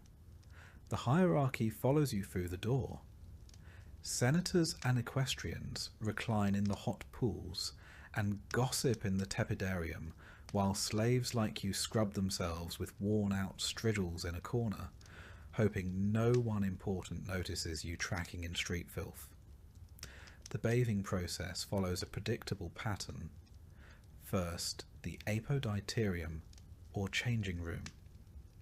There are no private lockers. If you don't have a slave to guard your tunic and sandals, someone might walk off with them. Clothes are often stolen here, especially from the lower classes, and the clothes watchers, mostly enslaved boys, are often in on the thefts. Lose your clothing, and you might be walking home barefoot, wrapped in shame and public laughter. Next is the palaestra, the exercise yard. Yes, before bathing, Romans like to work up a sweat. You'll see men wrestling, lifting weights made of stone, or flinging javelins across the field. Some even box, Roman style, with metal-studded gloves called cestus. For the lower classes, this isn't just sport. It's a place to prove physical worth. But you're not here to make friends. You run a few laps, feign a squat or two, and head straight for the baths. Your muscles are too sore from hauling amphorae all morning. Inside the baths, you'll move from the cold frigidarium to the warm tepidarium, and finally to the blistering coldarium, where steam clings to the air and your skin. There's no soap. Instead, Romans coat themselves in olive oil, then scrape it off with a curved bronze tool called a strigil, taking dirt and sweat with it. If you're lucky, someone will help you. A friend, or more likely, another labourer just trying to speed things along. There's no privacy. You're naked among dozens of others, and the sounds of laughter, gossip, and grunts echo off the marble walls. This place is noisy, crowded, and hot. The air smells like a cocktail of oil, sweat, and mildew. Beneath the mosaic floors, fires rage in the Hipparcos system, an ingenious heating network that uses raised floors and smoke tunnels to pump warmth into the caldarium. Slaves tend these fires all day, shoveling wood in suffocating rooms with no light and no fresh air. Some die from the heat, but their deaths make the marble hot to the touch, the cost of Roman cleanliness. The water is changed only occasionally, and filtration is a concept centuries away. You're bathing in a soup of skin cells, hair, oil, and whatever else floated off the last 100 bathers. People relieve themselves in corners. If someone bleeds during a rough shave, or gets a nosebleed from the heat, that's just another addition to the communal brew. But in a city where fresh water is a gamble, and soap is a luxury, this is the best you'll get. And this isn't just hygiene, it's civic ritual. Here, the bathhouse is where news spreads. Someone whispers that the emperor was spotted in disguise at the theatre. Another boasts about his recent winnings at the ludus. A freedman offers political bribes in the tepidarium, while a prostitute waits in the hallway outside, pretending to be a masseuse. For the poor, this is also a rare space where you're not fully excluded. Rich and poor alike sweat together. For a few minutes, you share the same steam as men who rule provinces. But there's a danger here too. Bodies pressed together in humid air make perfect breeding grounds for illness. The plague of Cyprian, which will one day ravage the empire, spreads partly through bathhouses. Skin diseases, infections, lice, and fevers thrive here. The stone benches are often slick with something unidentifiable, and a misstep can send you slipping face first into a tile pool lined with strangers. If you're injured, tough luck. The medicus in the corner knows less about sanitation than a modern child. Once you've scraped yourself clean and suffered the caldarium, you move on to the final step, the massage and oil rub-down. Again, if you can afford it. Most plebeians skip this, but let's say today is payday and you indulge. A low-ranking attendant slavers you in another round of olive oil, rubbing your limbs with rough hands and muttering in Greek or Aramaic. The oil stings the cracks on your skin, the cuts from the field, and the raw patch you got last week from walking barefoot. You smile through it. The pain is worth the brief illusion of luxury. Afterward, you dry off with a scrap of wool. Linen is expensive. And return to your street clothes, now damp with sweat. You check the hooks in the apoditerium. Miraculously, your tunic is still there. You step outside, blinking against the sun. You're clean, sort of. But the streets are still thick with dust, dung, and the smell of salted fish. Within 5 minutes, you're sweating again. Dirt clings to your sandals. A child vomits near your foot. The bath was never meant to last. Bathing in ancient Rome is not about cleanliness, the way we think of it today. It's about participation. About appearing civilized in a society obsessed with cultus. Grooming, display, and public performance. To be dirty is to be low, invisible. But to walk out of the Thermae, hair damp, oil glistening on your shoulders, is to momentarily rise above the grime of your station. Even if you'll return tomorrow to the same bucket of water and reused strigil. And if you think this is somehow indulgent, remember, for women, bathing was even more complicated. Separate hours or entire buildings were set aside, and while some enjoyed similar routines, many were kept at home, bathing with rainwater in cramped quarters. For enslaved women, bathing was sometimes done publicly by force, under the scrutiny of leering men or cruel mistresses. For the wealthy, a balneum, a private bath inside their villa, ensured you never had to mix with the masses. Heated by personal hippocaust, scented with imported oils from Arabia or Egypt, attended by silent slaves. But for the rest of Rome, the labourers, the couriers, the bakers, the sewer cleaners, the public bathhouse was a place of renewal, exhaustion, gossip, and risk. You went not to be healed, but to maintain the appearance of being human in a city that treats humanity like a fleeting luxury. The bath was not an escape. It was a pause from the heat, the stink, the fear, and the endless labour. It was a few minutes of semi-clean respite before stepping back into the furnace of Roman life. And with that fleeting relief, you head back out onto the cobbled road. Your feet still ache. Your skin is raw. And tomorrow, if you're lucky, you'll do it all again. Let's talk about Roman food. Not the banquets of emperors reclining on silk cushions with figs dripping in honey and servants fanning them with peacock feathers. You are not an emperor. You're not even close. You are, in fact, a plebeian, a working-class Roman in a cramped insula where breakfast is less about indulgence and more about surviving another day with enough calories to walk, work, and not collapse. So let's set the table.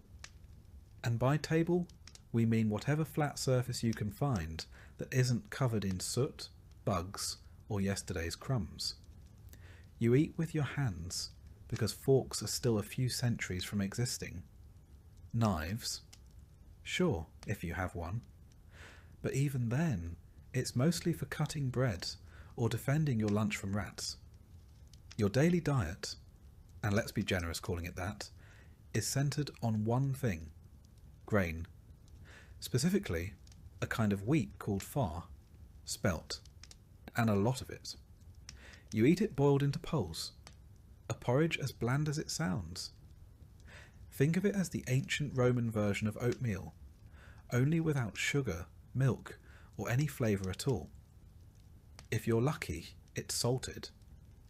If you're really lucky, it has bits of onion or a drizzle of fish sauce, known as garum, to liven things up. That's right, fermented fish innards. It was the ketchup of the ancient world. It smelled like rot and seawater, and they poured it on everything. Bread, when you can get it, is dense, coarse, and made from stone ground flour that might contain trace amounts of actual stone. Dental care isn't exactly booming right now, so every bite is a gamble between hunger and chipping a tooth. But bread is sustenance, and if you're a labourer or dock worker, it's essential. Rome even instituted a grain dole, a nona, to distribute grain to the poor. Without it, many urban citizens would simply starve. If you're on the list, you get your rations. If not, well, you'd better hope you have a skill, a patron, or a very forgiving neighbour. As for vegetables, they're seasonal and mostly whatever grows nearby. Cabbage, lentils, chickpeas, leeks, the basics. None of it is particularly glamorous, but it keeps scurvy at bay. You might stew them into something vaguely edible if you have olive oil or herbs, but again, you're not dining in the villa of a senator. You're working with what you can afford from the forum stalls or grow in cracked pots on the rooftop. And don't expect variety. You eat the same things over and over, day after day, until famine comes, and then you don't eat at all. Meat? That's not for people like you. It's expensive. When it does enter your life, it's likely from religious festivals, public feasts, or offcuts scavenged from butchers. More often than not, it's organ meat, boiled liver, intestines, trotters, lungs, the parts the wealthy don't want. You learn to chew fast and swallow faster. Spoilage is always a concern. There's no refrigeration, and what passes for fresh is heavily reliant on how tolerant your stomach is. If you live near the Tiber, the smell from the open-air markets might turn you vegetarian by necessity. Let's talk about the market, the Macellum. It's loud, chaotic, and covered in flies. Meat hangs from hooks. Slabs of salted pork and strips of dried fish curl in the sun. Vendors shout, dogs bark, beggars loiter, and pickpockets glide through crowds like ghosts. You can buy fish, fruit, wine, beans, nuts, or eggs, if you can afford them. Everything is haggled for, weighed on crooked scales, and bagged in baskets or cloths you bring yourself. Your coin pouch, tied tight beneath your tunic, thumps nervously with every transaction. One bad purchase and you don't eat tomorrow.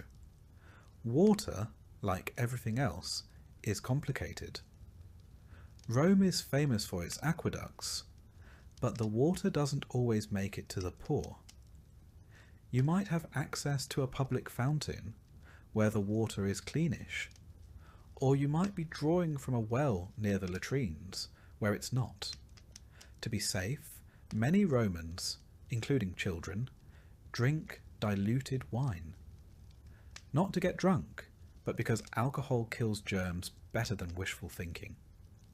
A mix of water and cheap wine, called posca, is the hydration of the masses.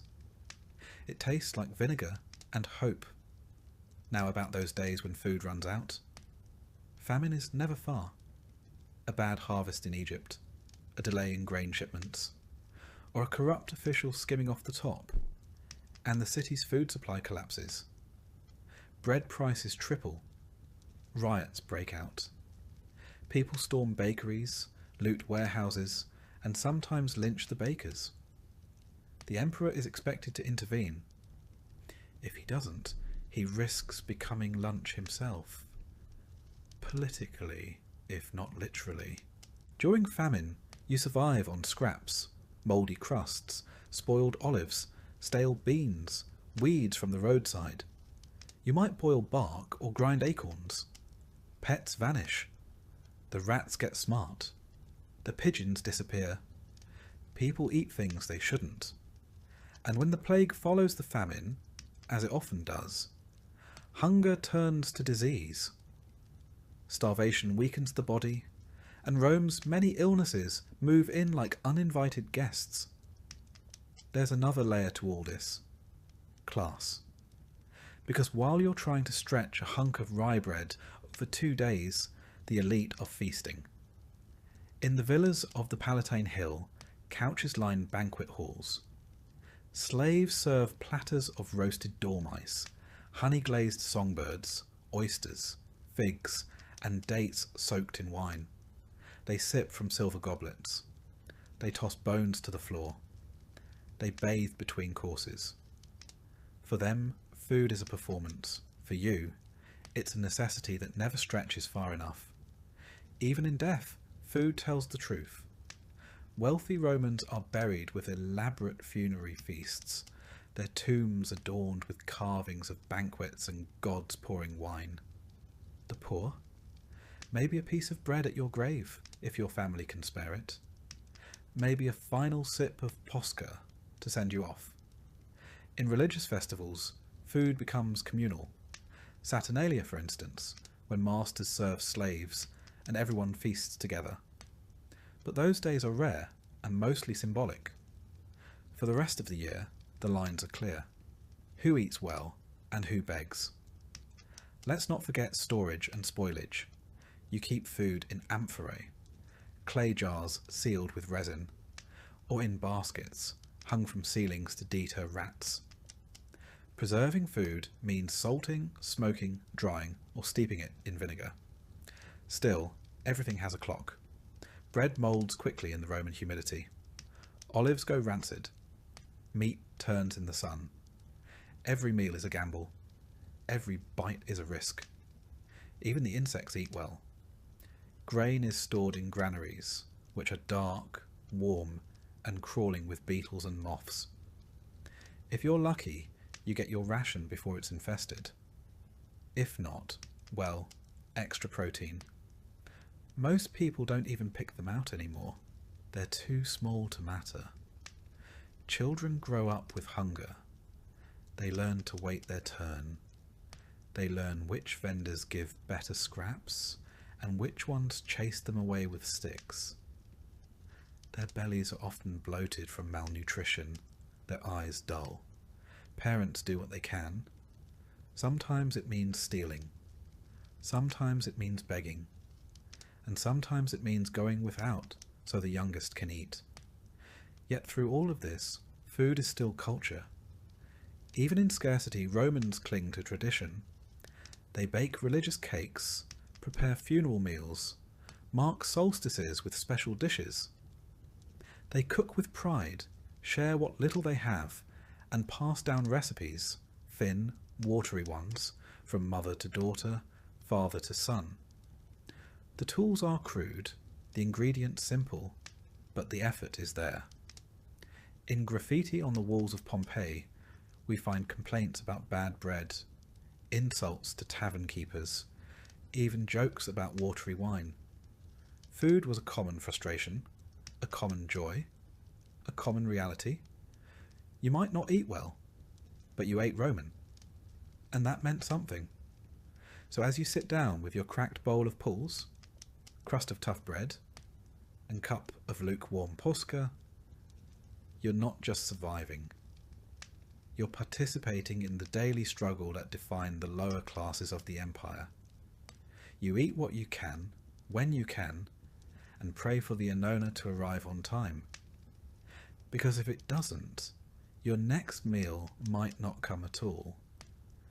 And now that you're fed, sort of, it's time to go earn the next one. Because in ancient Rome, hunger is patient, but it always comes back.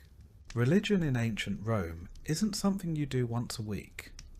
It's not a quiet, personal affair whispered in pews or practiced behind closed doors. In Rome, religion is everywhere, all the time. It's baked into the bricks of the forum, painted on the walls of your insula, and written into the very schedule of your day. You don't choose to participate. You live inside it, and it watches you like the state, because in many ways it is the state. You wake before dawn, and already the gods are in your thoughts. Before stepping outside, you mutter a quick offering to the household spirits, the lares and penates. These are the guardians of your hearth and pantry, the invisible figures that ensure your home doesn't fall apart. There's no food left to burn for them this morning, just a crumb of dried bread and a half-hearted gesture of thanks. But it's the thought that counts. Sort of. You know the stories. Neglect the household gods, and your family could suffer illness, injury, or general misfortune. It doesn't matter if you believe it. Enough bad luck strung together starts to feel like divine punishment, and soon you're scrubbing the floor and lighting incense to try to win back their favour. Outside, the street is already alive with sounds. Hawkers bark from market stalls, children dart between columns, and smoke rises in lazy curls from tiny shrines at the corners. These aren't just decorative. These are altars. Small, open-faced boxes are holding flickering lamps, burnt offerings, and the thick scent of sacrificed animal fat. You pass them on your way to work. Maybe bow slightly, maybe don't. Someone always notices. Piety is social currency in Rome. Fail to observe the right rites, and your neighbours won't just talk. They might accuse. The Roman pantheon is crowded. Jupiter rules the skies with thunder and ego. Juno watches over marriage, whether it's miserable or not. Mars is the god of war and masculinity, and Vesta keeps the sacred flame of Rome burning.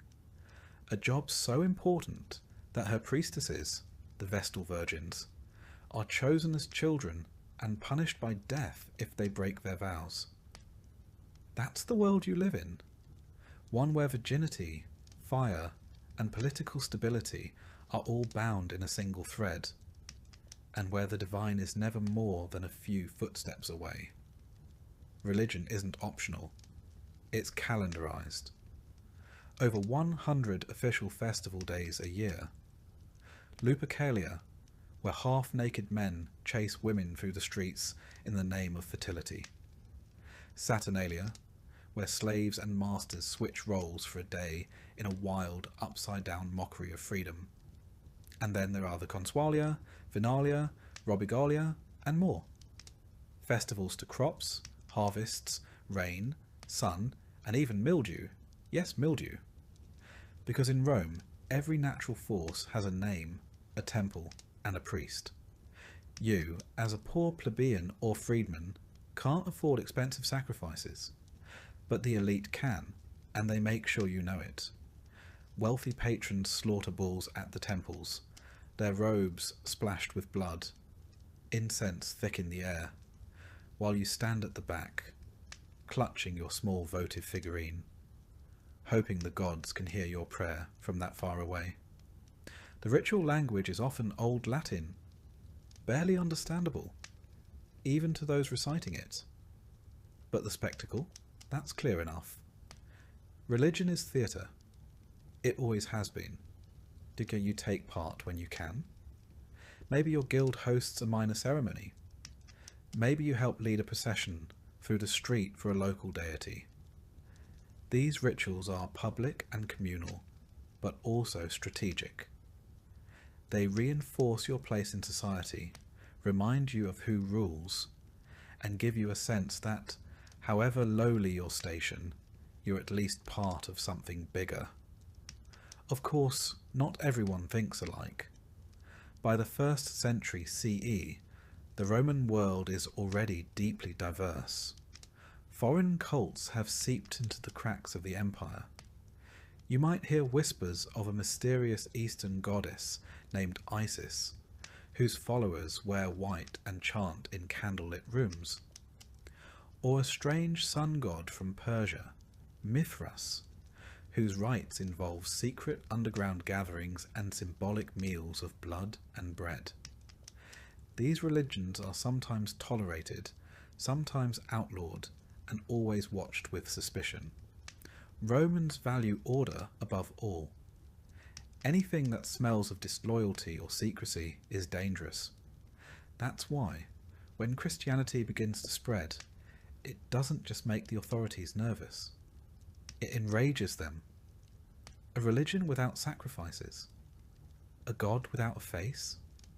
A group that refuses to honour Jupiter or Caesar? That's not just impious, that's treasonous. But you, in this moment, probably don't think about Christianity.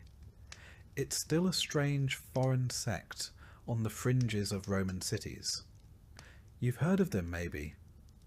But your life is ruled by the gods of your ancestors, the expectations of your community, and the sheer momentum of tradition.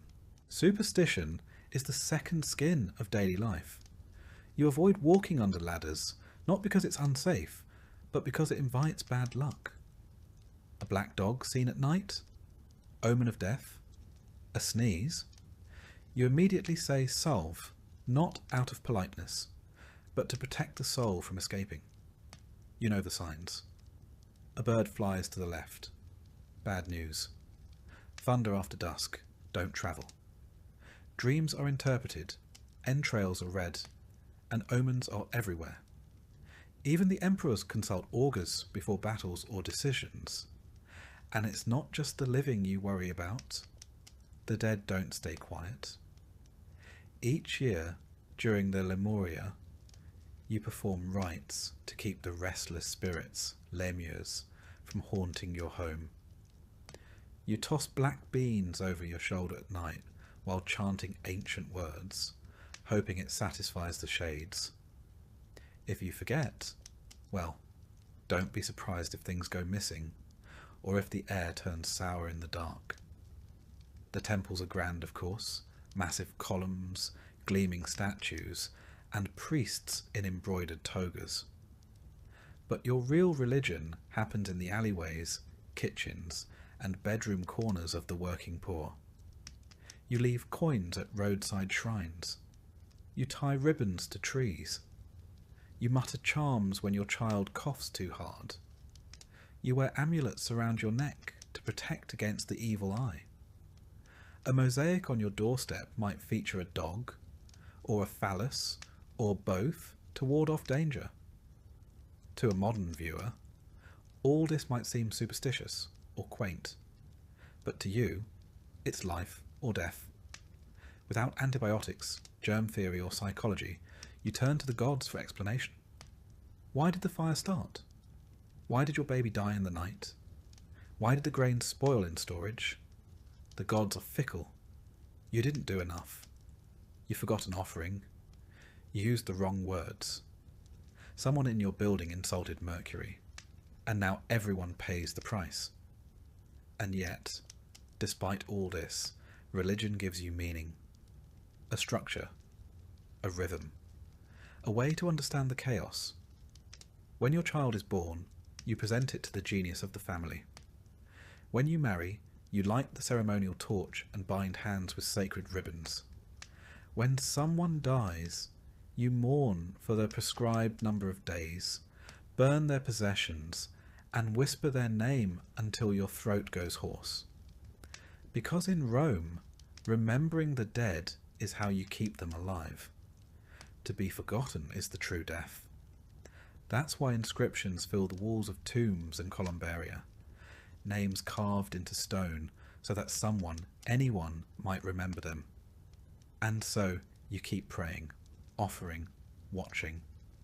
Not because the gods are kind, but because they are powerful. Not because the rituals are easy, but because they're necessary. You live in a city where divine favour and political favour are nearly the same thing. Where neglecting a festival could be blamed for an earthquake. Where sacrifice might avert plague. Or not. But better to try than be accused of causing it. The day winds down. You pass another shrine, this one dedicated to Janus, the two-faced god of beginnings and endings. You stop. You bow. You whisper a few words you barely understand. Because the gods are everywhere in this city. And in ancient Rome, the last thing you want to do is be noticed by one of them. The sun is low on the horizon now, casting long shadows across the uneven, cobbled streets of Rome. The smells of the city, sewage, olive oil, smoke, and sweat, cling heavier in the cool evening air. But you don't have time to notice. You're about to learn what it means to live in a world where justice isn't blind. It just chooses not to see people like you. As a plebeian, a freedman, or worse, a slave, you exist at the very bottom of the Roman legal ladder. The law is not an abstract idea. It's a tool of control written by the elite to protect property, preserve hierarchy, and make examples out of the lower classes. Forget equal rights. Justice in ancient Rome is transactional. If you lack wealth or connections, the law is less a shield and more a weapon pointed squarely at your neck. Let's say someone accuses you of theft. Maybe a fellow vendor claims you've shortchanged him at the market. Maybe a neighbour thinks you stole a loaf of bread, or someone's sandals went missing and your name was mentioned. That's all it takes.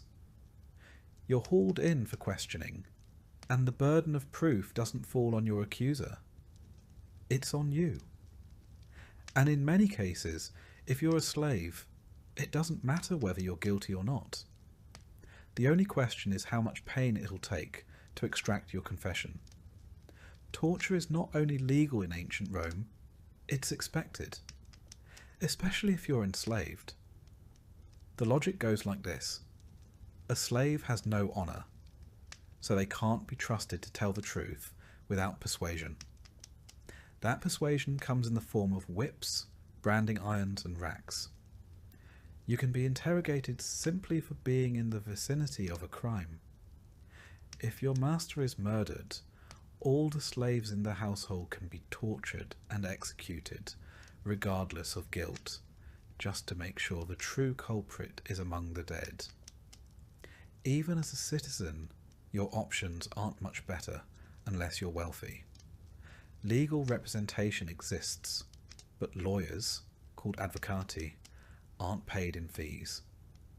They work for favours, social advancement, or because they're seeking political attention. And if your case is brought before a magistrate or in front of a public tribunal, you better hope your opponent isn't rich. Bribery is commonplace. Trials can be delayed indefinitely. And the judges are often members of the same elite class as the accusers. Connections matter more than evidence. Punishments are public, brutal, and designed to humiliate. Flogging, exile, and execution are on the table, but they scale with status. If a patrician commits a serious crime, they might be allowed to go into exile quietly, keeping their wealth and titles. If a plebeian does the same, it's chains, lashes, or worse. Execution methods vary. Beheading is considered relatively merciful, clean, quick, and reserved for Roman citizens. If you're not a citizen, crucifixion is far more likely. It's agonizing and public. Reserved for slaves, rebels, and the lowest criminals. You'll be stripped, whipped, nailed to wood, and left to die in the open. The birds will arrive before you're even gone. Romans view this not just as punishment, but as spectacle. One last, degrading performance before death. But not every crime gets you executed. Petty theft might earn you a beating or branding.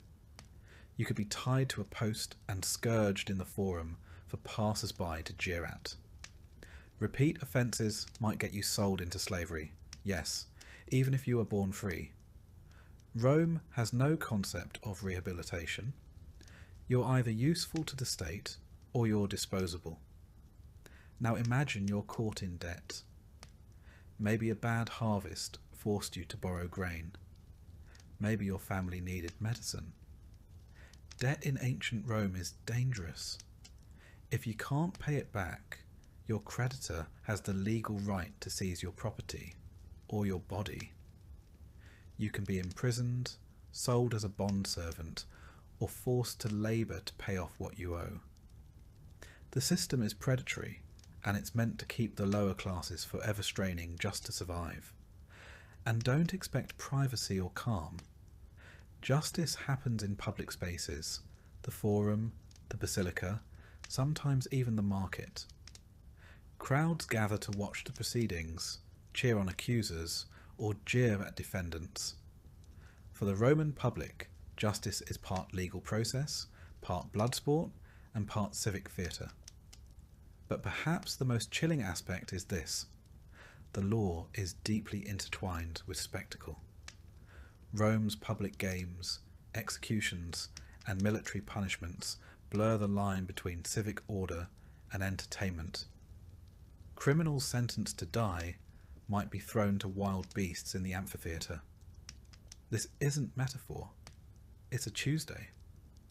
A prisoner convicted of treason or theft could be chained and released into the Colosseum, unarmed, to be mauled by lions, leopards, or bears to the delight of thousands of spectators.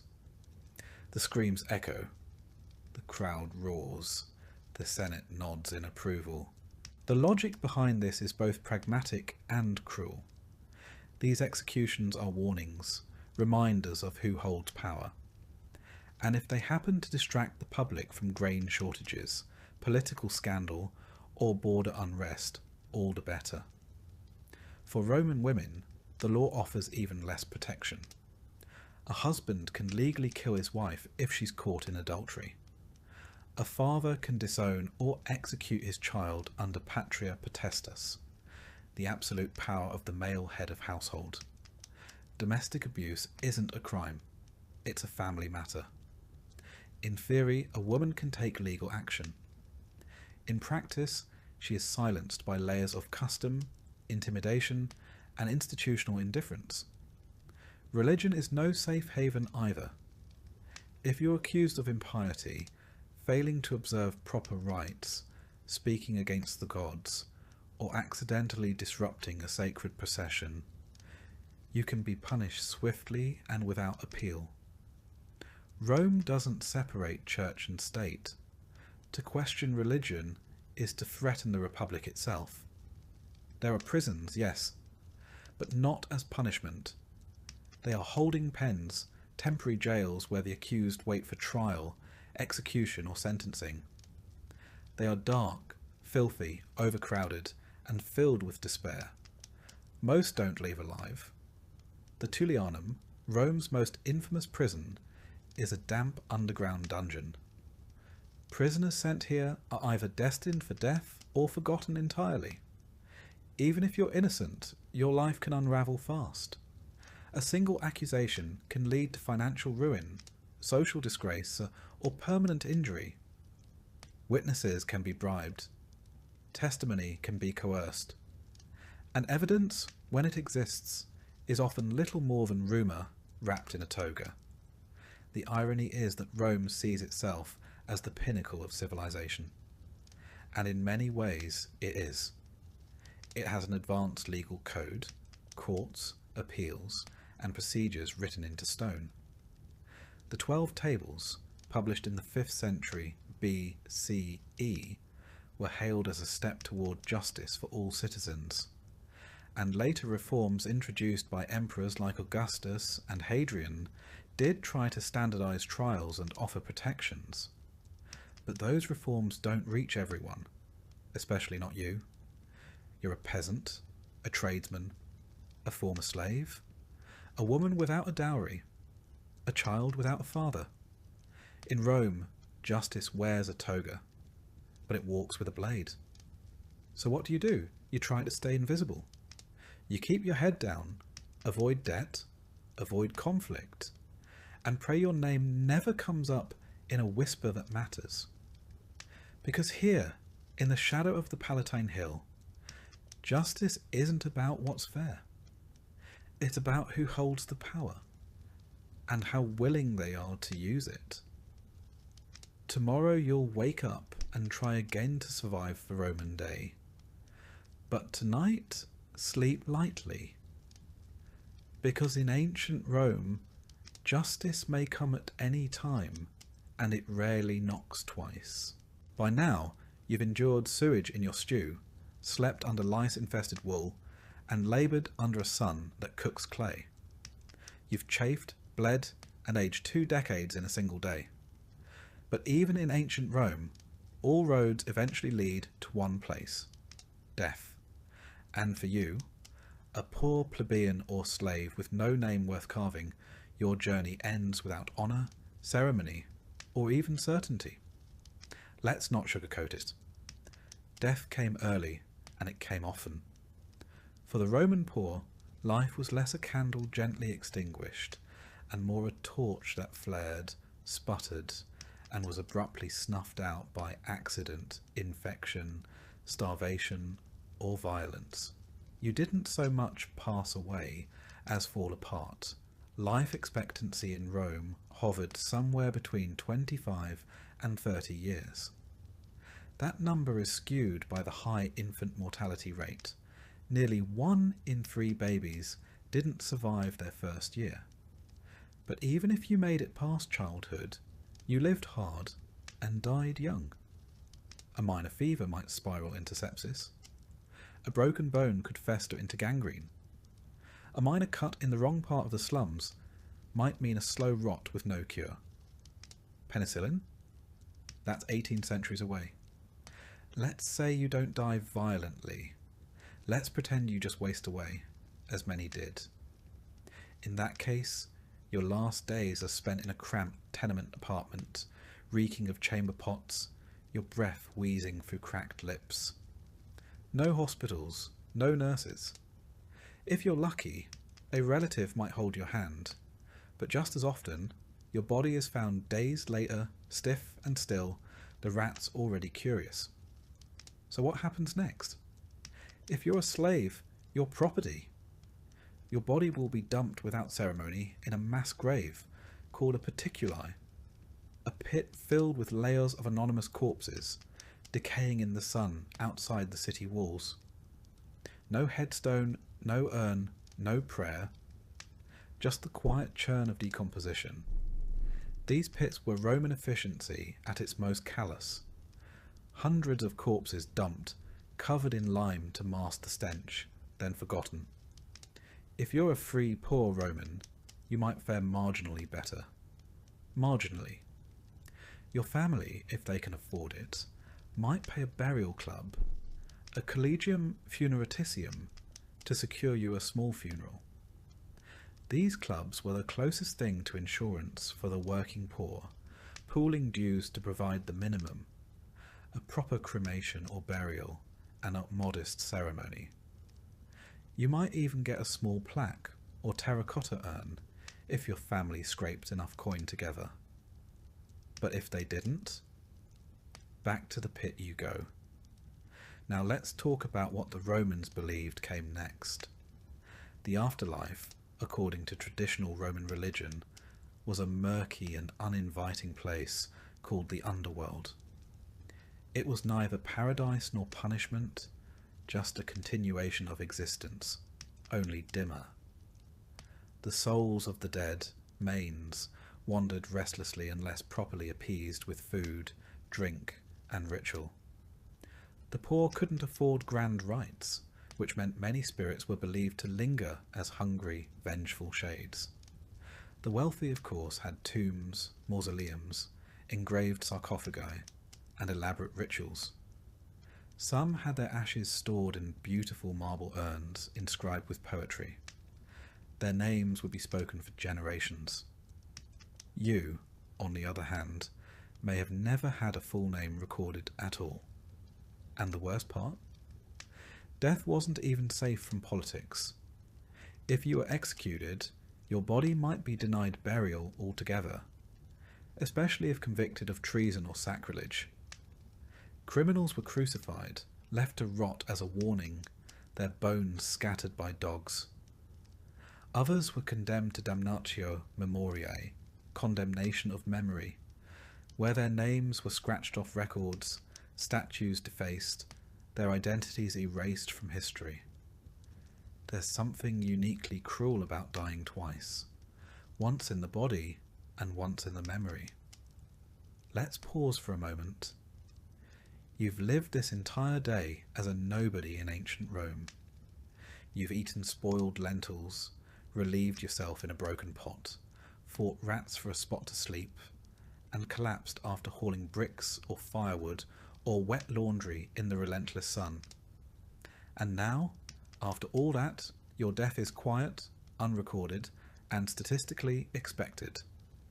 It would be easy to end the story here in silence, buried beneath a mound of others just like you. But history isn't only about endings. Sometimes it's about perspective. So let's take a breath. Right now, you're probably lying in a bed, a real one, with blankets that aren't alive.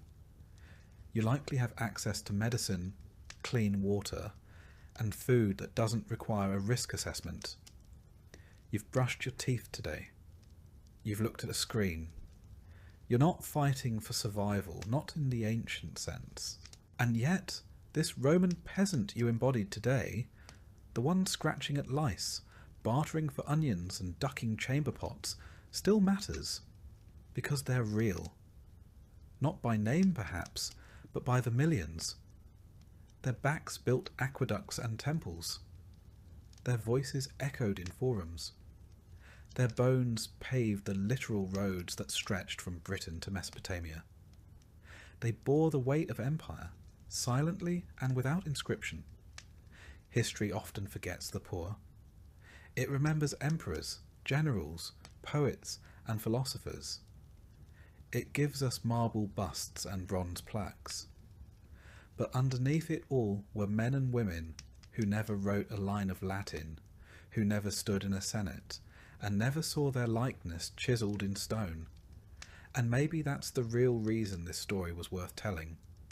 Because for one night, one quiet moment before sleep, you lived their life.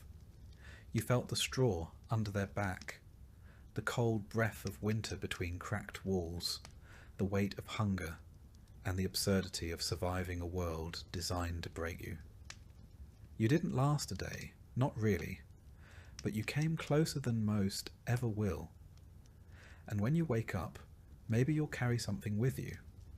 Not guilt, not pity, just perspective.